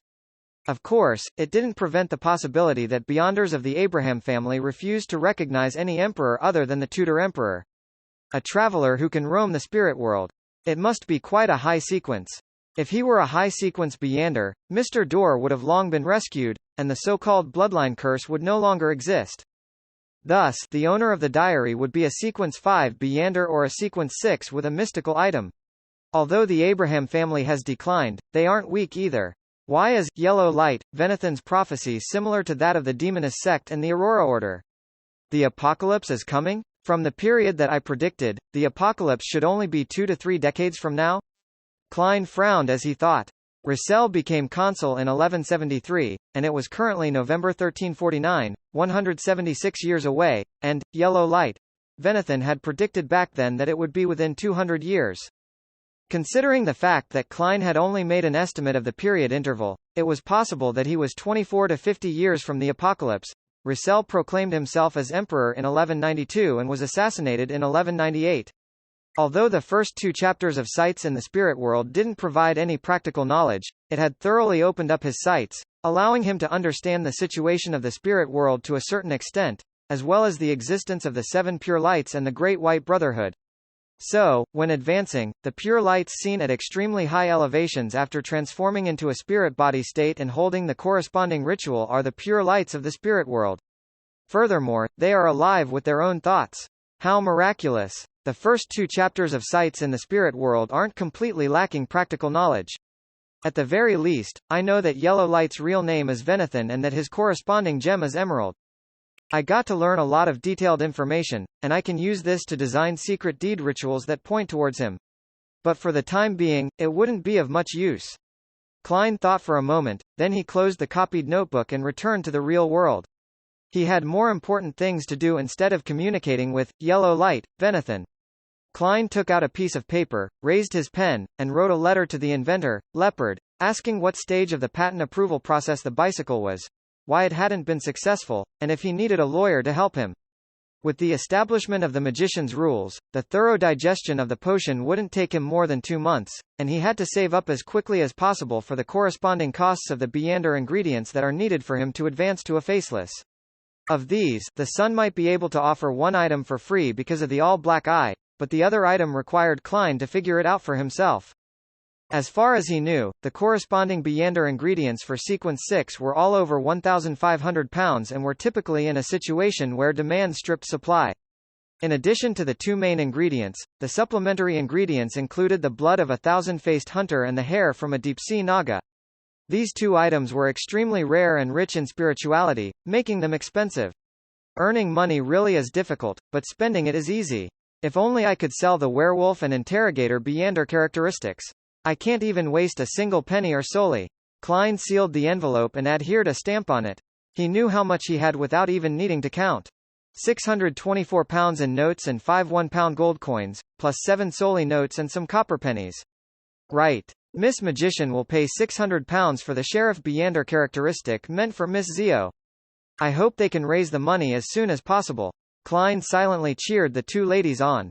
You're telling me that a Beander circle you recently joined has both Beander ingredients of the Sheriff potion, and the price is very reasonable. £600 for all of it? Zio widened her eyes as she delivered a barrage of questions. She had just come back from East Borough to find out who had recently been keeping tabs on Capum. Yes, he's a very reputable seller. The only problem is that the verification process for joining is very strict, so I won't be able to rope you in for a short period of time. What Furs said was entirely the truth. That's great. Zio didn't suspect her friend, but she took 2 excited steps forward. Suddenly, her expression sank. But, I don't have enough money. The corners of Furs's lips twitched as she asked, how much do you have now? Counting the £30 deposit received from this job, a total of £310, so I'm still short of half. Zio scratched her short blonde hair. Let me think of where I can borrow £300. The bank won't give a bounty hunter like me a loan, and those usuries have way too much interest. Perhaps Miss Audrey? She had heard from her friend that she had recently bought the Trickmaster potion recipe for £450, so she had no intention of borrowing money from Furs. Why are we all so poor? Furs couldn't help but sigh. Miss Audrey rarely comes out these days. She seems to be busy with other things, and borrowing money from her isn't always a timely thing to do. We can try Viscount Glaint first. If it's too late, then I'll help you pay for the rest. I have £430. That's enough. Zio blinked her eyes and suddenly lowered her head. She said in a heavy voice, Furs, you're the best. When I advance to Sheriff, I'll earn even more money. Furs smiled and shook her head. So, why don't you do the cleaning today? How about that? City of Silver. Derek left the training field and returned home. He had just inquired about when the exploratory team members would be released from quarantine, and he had received the answer. When the lightning comes today. Sitting down at an ancient wooden table, Derek considered the plan again, remembering Mr. Hangman's reminder. If there's no suitable audience to testify for you, then you might as well use the Beander who's monitoring you. But how do I know when I'm being monitored? Mr. Hangman said it with great certainty, but he wasn't detailed enough. Many questions arose in Derek, but he couldn't find a way to verify them. Although he felt embarrassed to ask Mr. Fool for guidance on this question, upon considering the fact that this matter was related to the survival of the City of Silver, he mustered his courage. He spoke the name of the Fool in a low voice, and he briefly described the difficulties he had encountered. After a while, he saw Mr. Fool sitting in the middle of the endless grey fog. He heard a concise reply. Touch the item in the iron box. Do not exceed 3 heartbeats. Prepare yourself in advance. Pay attention to the origins of the black lines. That's simple? Derek thanked Mr. Fool in pleasant surprise. He adjusted his posture and quietly put his hand into the inside pocket of his clothes. As the wall of spirituality was lifted, Derek's fingers pushed open the iron box and carefully probed inside. Suddenly, he touched an ice-cold item, and the black illusory lines appeared in front of his eyes. At the same time, his mind buzzed, as if an illusory roar was tearing through his ears. Derek's body convulsed, and tears and snot streamed down his face due to the pain. He almost forgot what he had to do, but fortunately, in the limits of his vision, he saw the illusory black lines converge. In that dark corner, there appeared to be a shadow. Derek withdrew his hand at once, as though he had touched a red-hot soldering iron. He collapsed to the ground and began to twitch as if he had been struck by lightning. His mouth couldn't close at all, and saliva constantly dripped from it. It took nearly a minute for Derek to recover, close the box again, and seal it with a wall of spirituality. He stood up and took a sip of cold water, already aware that someone was monitoring him at that very moment. After an unknown period of time, Derek suddenly heard a knock on the door. Who is it? He asked, slightly at a loss. A jovial voice came from outside. It's me, Dark. The exploratory team has been removed from quarantine. Weren't you interested in knowing about our experience this time? Dark? The image of Dark appeared in Derek's mind. He was of medium height, slightly plump, and strong. He was an optimistic, cheerful teenager who often beamed with a friendly smile. He was a classmate during general education and a teammate of the patrol squad. But after this exploration of the fallen creator's half-destroyed temple, he had become reserved and merely smiled at everyone. Once he recalled Dark Regence's changes, Derek couldn't help but quiver as he felt a chill down his spine. Why did he suddenly come looking for me? Shouldn't he be heading home after being removed from quarantine? At that moment, many questions arose in Derek's mind. Suddenly, he thought of a possibility. Elder Lovia knows that I've suspected that something abnormal had happened to them, so she sent Dark to deal with me? Derek was first shocked and filled with horror. But immediately following that, he felt that it might not be a bad thing. Mr. Hangman said, if there isn't a suitable audience to testify for you, then you might as well use the Beyander who's monitoring you. And now, the person monitoring me is in that corner. If Dark were to suddenly attack me, then he would definitely expose the fact that there's something wrong with him. This way, even if I don't use Mr. World's item, I can still make things go smoothly. Derek turned his head to look out the window. At that moment, the frequency of the lightning had dropped to its nadir. Only after a minute or two would a bolt of lightning streak across the sky, illuminating half the sky. The entire world and most of the City of Silver was immersed in a deep darkness most of the time. If he were alone, Derek wouldn't have searched for a candle to light. He liked to lie quietly in bed and think about all sorts of things. Of course, he knew that this was actually rather dangerous. If there was no light to dispel the darkness, then monsters could suddenly appear, even within the City of Silver. However, Derek was a light suppliant himself, so he came equipped with the attribute of light and wasn't afraid of something similar happening. Knock, knock, knock. Dark knocked 3 more times, as if urging the master of the house to open the door. He wasn't like that before, he was very polite. Derek suddenly felt a deep sense of sorrow. He took out a candle from a wooden box and placed it in the middle of the table. He then rubbed his fingers, creating a golden flame. The flame lit the candle, filling the room with a faint but warm glow, and this was accompanied by a faint, pungent aroma. The candles in the City of Silver were mainly made from the fat and oil refined from the bodies of monsters. They would have different smells due to their different origins. After taking a deep breath, Derek walked to the door with a strong sense of vigilance and opened it. What took you so long? Dark asked with a smile. I was looking for candles, Derek replied. He didn't dare to leave his back to the other party, and he chose to walk side by side with Dark. With his classmate and teammate, he walked back to the table and took their respective seats. Do you want to try some of these recently dried doom fruits? Dark asked with a smile as he removed a small cloth bag from his waist. Doom fruits were one of the very rare snacks in the City of Silver. It came from a plant called the Doom Bloodvine, a type of organism that didn't need light to grow. It grew by absorbing the nutrients from rotten corpses. It had a tendency to attack and was considered quite a common weak monster. Every Doom Bloodvine had many thumb-sized black fruits, which could be eaten directly. They were crispy and sweet, but they were unable to fill one's stomach and didn't provide the necessary nutrients. They could only be used as a daily snack. The merit points received from a single patrol could be exchanged for several large bags of them. No, there's no need. Derek shook his head cautiously. All right then. Dark poured out a pile of black fruit from the bag, picked one up, and popped it into his mouth before noisily munching on it. Derek thought for a moment and took the initiative to ask, did you encounter any monsters in the underground area of the temple? Dark stopped chewing and answered with a smile. There were quite a few of them, but they weren't that powerful. They were easily eliminated by us. That place was destroyed for a long time, so the powerful monsters probably left a long time ago. He paused for a second, then he said with the corners of his mouth curled, we found some strange plants at the bottom of the temple. They looked like mushrooms in the general knowledge class. They were especially bright and looked very appetizing. It's been confirmed that they're edible. They can bring about an enhancement in one's spirituality and strengthen one's body. If it's combined with roasted monsters, then it will emit an unimaginable fragrance. As he said that, he took out a palm-sized mushroom-shaped object from another small cloth bag. The stem was milky white, and the cap was bright crystalline red. It was also dotted with dark golden spots. The mere sight of the plant made Derek gulp a mouthful of saliva, as though he had been starving for days.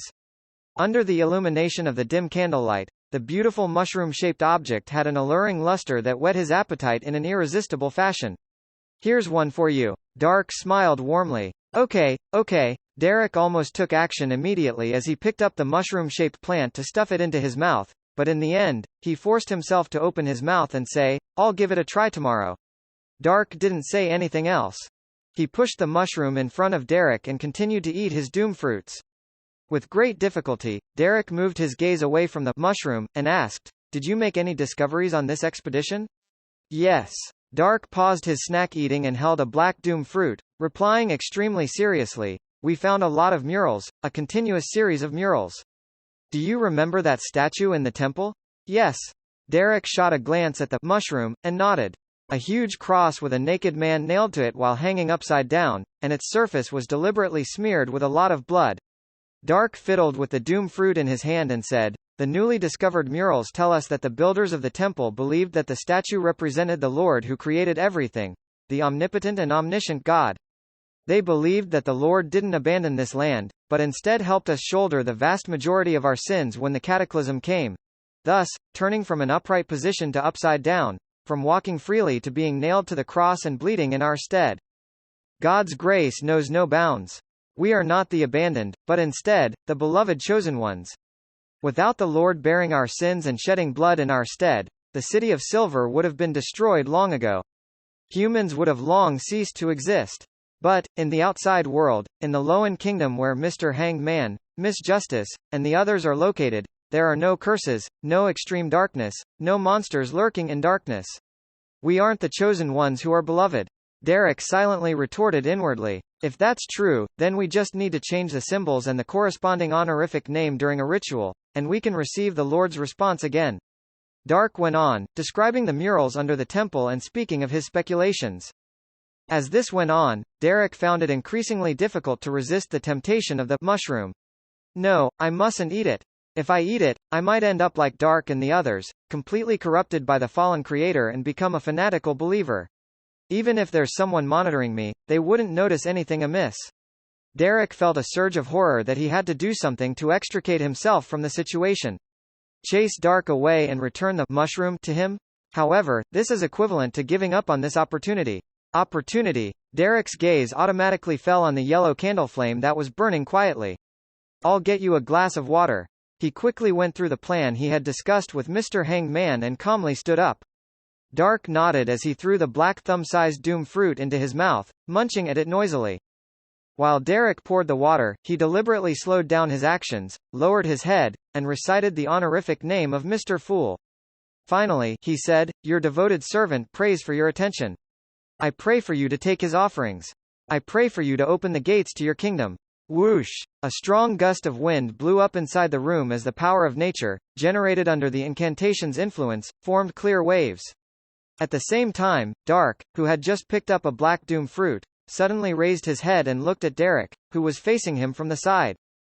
"What happened?" Without answering him, Derek held one hand over the axe of Hurricane and stuffed the other into his secret pocket, removing the wall of spirituality on the exterior of the iron box.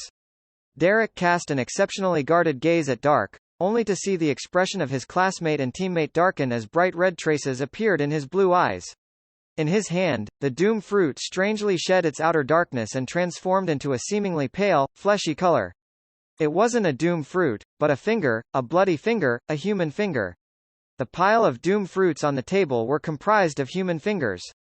The brightly colored mushroom had also changed its appearance. It was no longer as beautiful, and it no longer flowed with an appetizing luster. It was a bloodstained scalp with short black hair. Staring at Derek, Dark opened his mouth, his voice cold and adrift. "What were you doing?" Backland, 15 Minsk Street. As soon as Klein, who had crawled into the warm world under his quilt, heard what sounded like a prayer from Little Sun, he struggled to get out of bed and conjured a wall of spirituality. He then took 4 steps counterclockwise and went above the gray fog. Seated in the seat that belonged to the fool, he didn't hurry to examine Little Sun's request. Instead, he made the Dark Emperor card, paper figurines, and other items appear in front of him on the long bronze table in a neatly arranged order.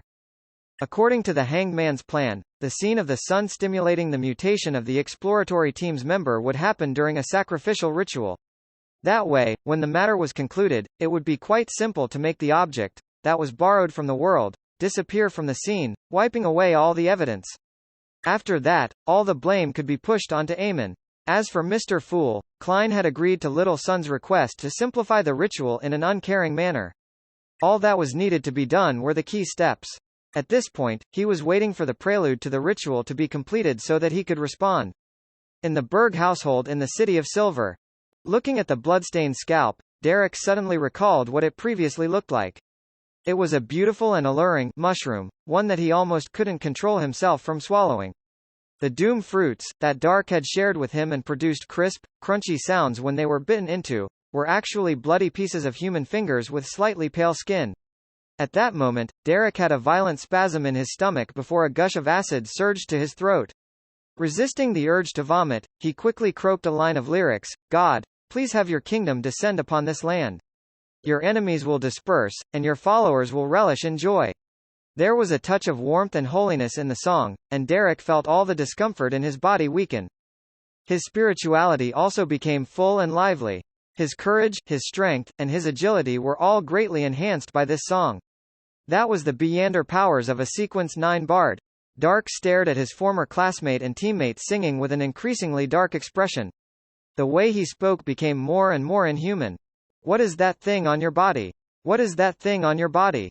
What is that thing on your body?" All of a sudden, Dark's clothes were stretched out in bugling strips, as though a nest of slithering venomous snakes was underneath them. Whoosh! Bloody strips of flesh pierced through the black skin-tight clothing, and its surface had rough skin covered with hair. Strands of meat began to flail outwards, causing Dark to look like a bloody, furry hedgehog. With a swoosh, the meat strands surged towards Derek, who was still standing at his original location. Derek was a patrol squad member who had seen quite a number of monsters, so he wasn't too flustered by this situation. He twisted his waist, raised his arm, and swung the axe of Hurricane that he was already holding in his hand.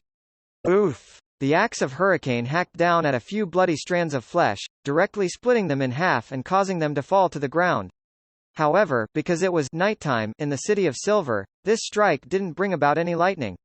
Even more bloody strips of flesh began to surge forward, wrapping themselves around the axe of Hurricane over and over again as they relentlessly clung to it. Seeing that his weapon couldn't be pulled back, a pure light suddenly lit up in Derek's eyes. It was as if two small suns had descended into the room, and his other hand was holding something close to his mouth and nose as if he was praying. Without a sound, a fiery pillar of pure light descended from the sky, striking the bloody flesh that was wound up into a ball. Dark let out an uncontrollable scream, and many bloody strips of flesh fell to the ground, charred black. They squirmed, struggling as if they were alive. The spirituality contained within these bloody strips of meat was no longer under the control of its original owner, and gradually, they merged with the natural power derived from the sacrificial ritual's incantation, forming an increasingly bright pink wave.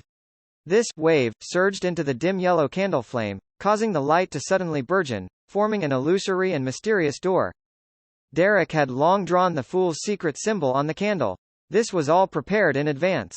All of this constituted a simple but complete sacrifice ceremony. Gotcha! As the seat shattered, Dark lunged at Derek while flailing the bloody strips of meat. There was no fear or tension in his eyes, only the purest, most fervent desire. At this moment, Klein, who was above the fog, responded. With a creaking sound, the illusory door that had many strange patterns on it opened a tiny crack.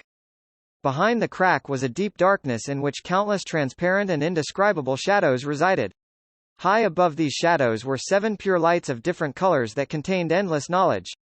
Above the brilliance was an endless grayish-white fog, and above it was an ancient palace that overlooked the gray fog. Suddenly, a shadow leapt out from a dark corner, covering Dark who was closest to him. Dark's flailing strips of bloody meat were all wrapped up by pitch black, viscous liquid as he seemed to turn into a cat who had entered an opaque bag.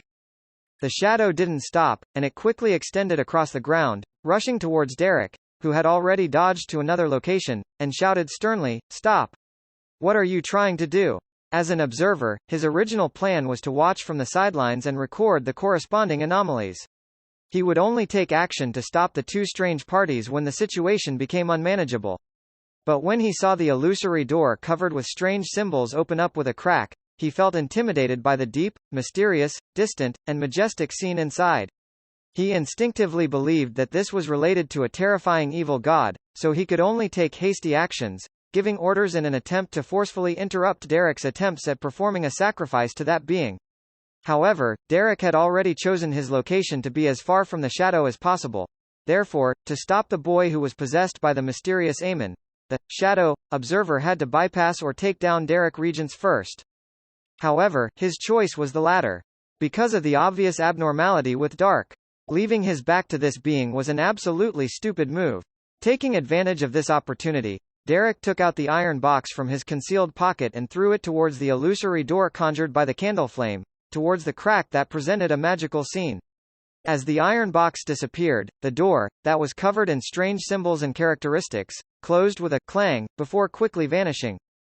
At this moment, Derek remembered Mr. Hangman's words, and he deliberately warped his facial muscles and savagely moved towards the shadow. Before the shadow blanketed him, he suddenly coughed violently and covered his mouth with his hand before falling to the ground. The pitch-black shadow emanated and completely covered him. The room returned to silence, but there were now two huge black chrysalises on the ground. After a while, the pitch-black, viscous liquid withdrew and reformed into a shadow. With the chrysalis, the silhouettes of Derek and Dark appeared once more. The former lay there unconscious, but a tiny, strange worm with 12 transparent rings dropped from his hand. The latter had already turned into a lump of flesh, squirming and roaring as it prepared to attack. Faced with this situation, the observer had no choice but to spare some of his strength and once again wrapped him up, using his shadow-like black liquid to envelop Dark Regents, who had transformed into a monster. Glancing at the scattered pale fingers and the bloody scalp with short black hair, the observer couldn't help but take a deep breath. Using his Beyonder powers to control the shadows outside, he created tidal waves to inform the chief inside the spire. Only after doing this did he carefully examine Derek's situation and saw the strange, translucent worm. This, the avatar that Eamon hid in Derek's body, is dead? The observer muttered in surprise. As he recalled Dark's strangeness, the terrifying mutation, and the mushroom, and doom fruits, he began to have a rough idea of what had happened. Perhaps Eamon was archenemies with the mastermind behind Dark's corruption. In order to foil the other party's ploy, Eamon was willing to sacrifice his avatar. Derek's visit to the training field to observe the exploratory team and his report of them to the chief were both Amon's attempts to rid his enemy without exposing himself.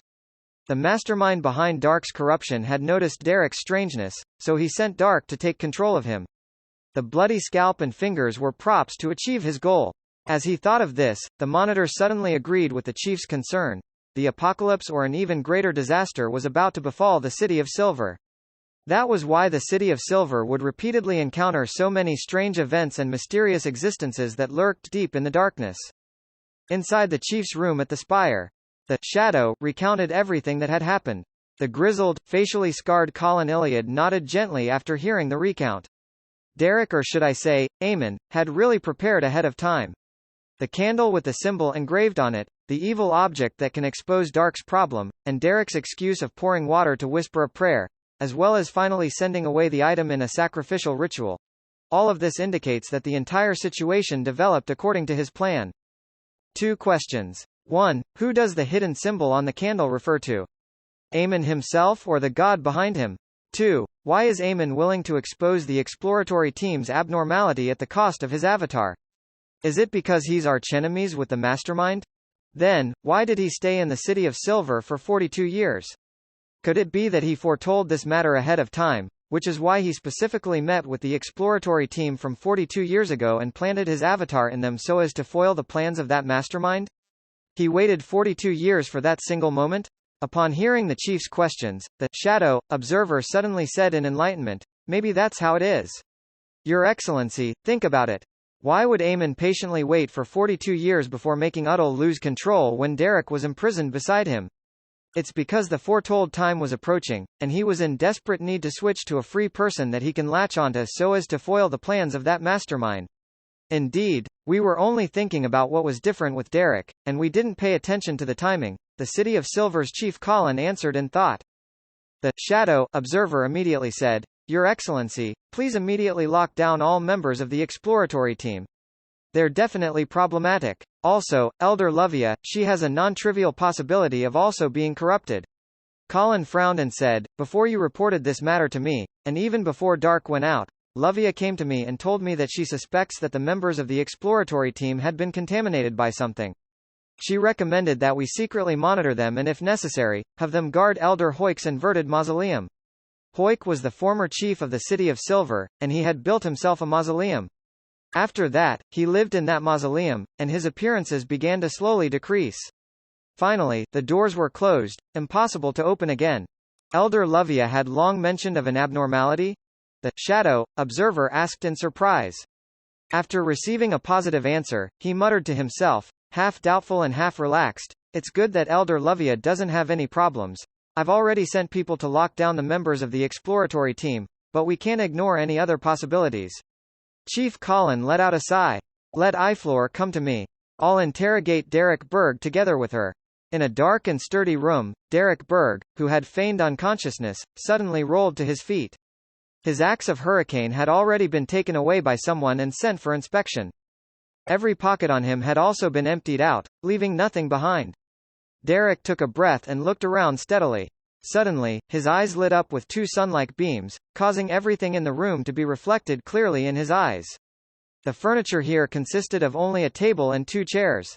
Apart from these, there was also a stone-paved floor with strange patterns on it. A half-used candle was placed on the table. This was standard issue for rooms in the City of Silver because monsters could suddenly appear if the darkness prevailed for too long. Without any hesitation, Derek sat down and reached for the candle. Then, he broke the candle and divided it into 3 sections. One was 3/4 the length of the original piece, and the other 2 were halved from the remaining quarter. After Derek's modification, the 3 candlesticks' cores were completely exposed. "Paw!" He rubbed his fingers together, creating a golden flame that lit up the 3 candles. The 2 at the top represented Mr. Fool, and the remaining 1 symbolized Derek himself. After finishing his preparations, Derek didn't continue to burn the herbal powder according to the normal processes. Instead, he poured in the essential oil and leaned back, softly chanting the honorific name of the Fool and quickly entered cogitation. He read it over and over again, monotonously, as if he were hypnotizing himself. With the help of cogitation, Derek entered a strange state where his mind was in a deep sleep and the spirituality was dispersing. He felt adrift, but also seemed to maintain a strange lucidity. His psyche kept dispersing upwards as it rose in height.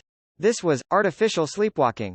Derek, with the permission of Mr. Fool, could simplify some of the unnecessary steps. Above the grey fog, within the towering, ancient palace, Klein, who was fiddling with the all-black eye, suddenly saw the crimson star that symbolized Little Sun burgeon with light, condensing into a human shadow, and the power of the mysterious space was stirred a little. Upon seeing this, he couldn't help but feel relieved. This meant that Little Sun had already completed the relatively dangerous part of the operation, and he only needed to round up the situation. Klein didn't delay, and he immediately put down the all-black eye and picked up the Dark Emperor card. He instantly rose in level and authority, forcing the stirred power in the grey fog to submit to him. Then, he picked up a paper figurine, flicked his wrist, and threw it towards the crimson star corresponding to the sun. The paper figurine and the flowing power intertwined and quickly expanded into a gigantic angel with 12 pairs of pitch-black wings.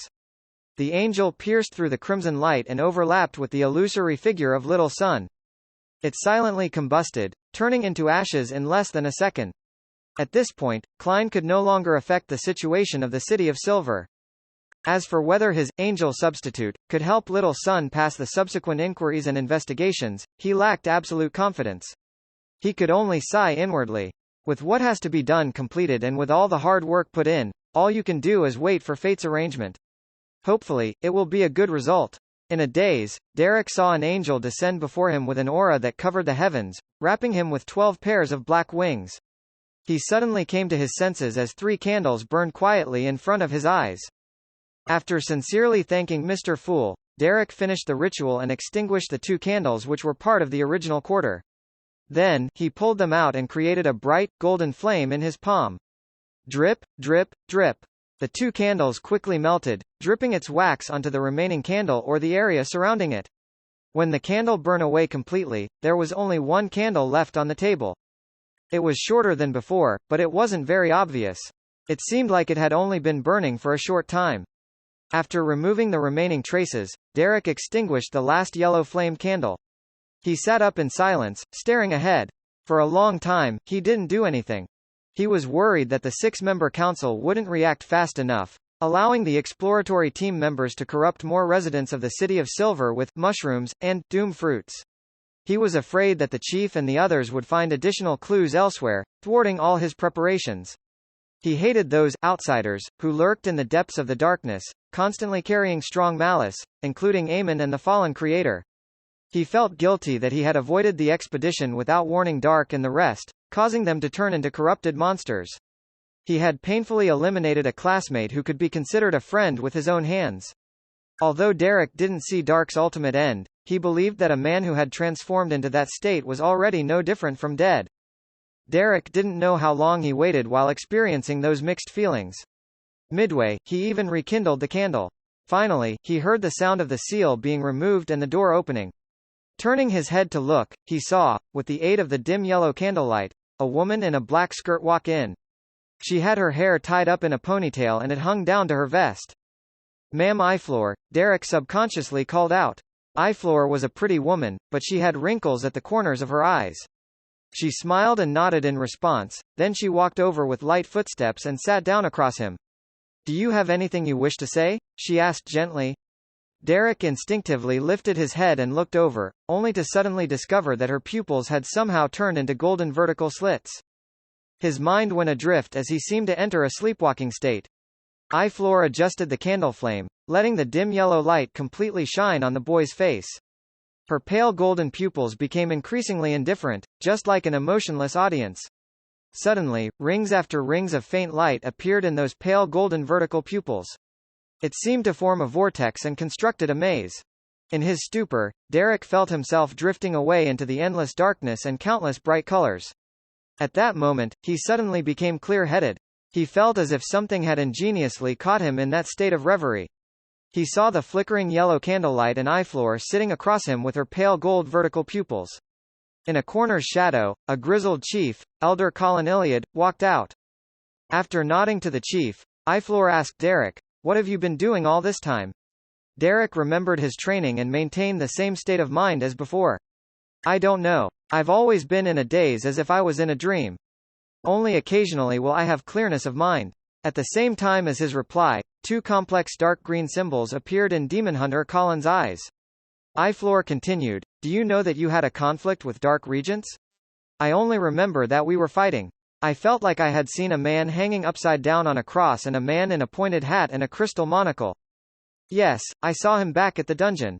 He had opened his mouth and spoke with a smile." Derek told a long story. Iflor looked at the chief and pressed, "What did he say?" "I can't remember. I can only remember one thing. He said with a smile, 'Fallen creator, true creator.'" Shepherd. Derek almost failed to control his excitement. He had taken such a risk just to tell the chief the name of the fallen creator and that a shepherd was suspicious. The fallen creator. The true creator. It matches with the content on the murals at the bottom of the temple. Colin nodded slightly and whispered with a frown, "Shepherd," and then? Iflor's voice remained abnormally gentle. Derek answered in his stupor. After that, they clashed, and there was a lot of light, very bright lights. Then, I woke up and kept coughing. The dark green symbols in Colin's eyes didn't fade this entire time as he motioned for Evelyn to ask about the details. Derek answered selectively, and he had pushed the blame onto Aemon according to his script. He claimed amnesia on anything that went beyond that. Finally, Iflor asked, "Where did you get the axe? Where did you get the Sun Pathways potion formula?" "I bought the axe from an underground market. That person was masked, and I could only tell that he was male. The Sun Pathway potion formula was left to me by my parents. They had discovered it during an expedition." Derek answered confidently. These were points of suspicion that had always been there, so the hanged man had assumed they were bound to ask them while he was questioned. Therefore, he had made Derek to repeatedly rehearse the answers. Although the City of Silver's underground market was semi-open, there were still people who tried to conceal their identities for a variety of reasons. This provided the best explanation for Derek. After Iflor finished seriously listening to him, she turned her head sideways to Demon Hunter Colin and said, "He's not lying. There's no way he can lie. I'm using the powers of Glory Crown." Colin nodded his head and said, "In this state, he doesn't show any traces of evil, degeneration, or corruption." Discovering these traits was a special ability of a demon hunter. As a high-sequence job, demon hunters were the best at concealing their movements and intentions, making it impossible for them to be detected by targets who could foretell danger. Therefore, every demon hunter was a devil's nemesis. After some thought, Colin got up and left the room.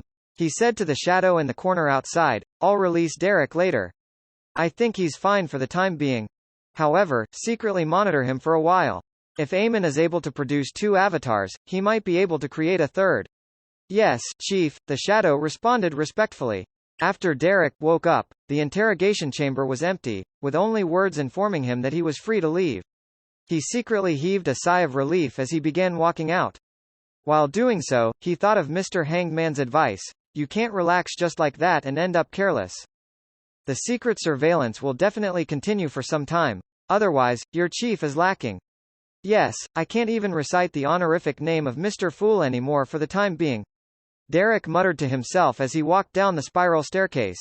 As he was walking, he suddenly saw a familiar figure dressed in a purple-striped black robe. It was the beautiful shepherd elder Lovia.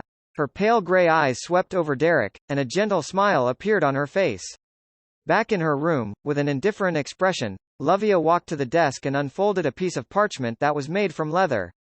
Her left hand pinched the index finger of her right hand and snapped the tip of her finger. However, not a single drop of blood dripped. It was as if her blood had been gathered onto the surface of her finger. With this finger, she drew a complex symbol on the piece of paper. It was made up of a pupil-less eye which represented secrecy, and the contorted lines which represented change. After careful examination, she wrapped the finger with this piece of paper, stuffed it into her mouth, and bit on it noisily before swallowing it all. With only 4 fingers left, flesh and blood suddenly squirmed around the wound on her right palm. It quickly grew into a new index finger, one that looked slightly pale. She lowered her head, looked at her palm, and whispered a phrase, "The fool?"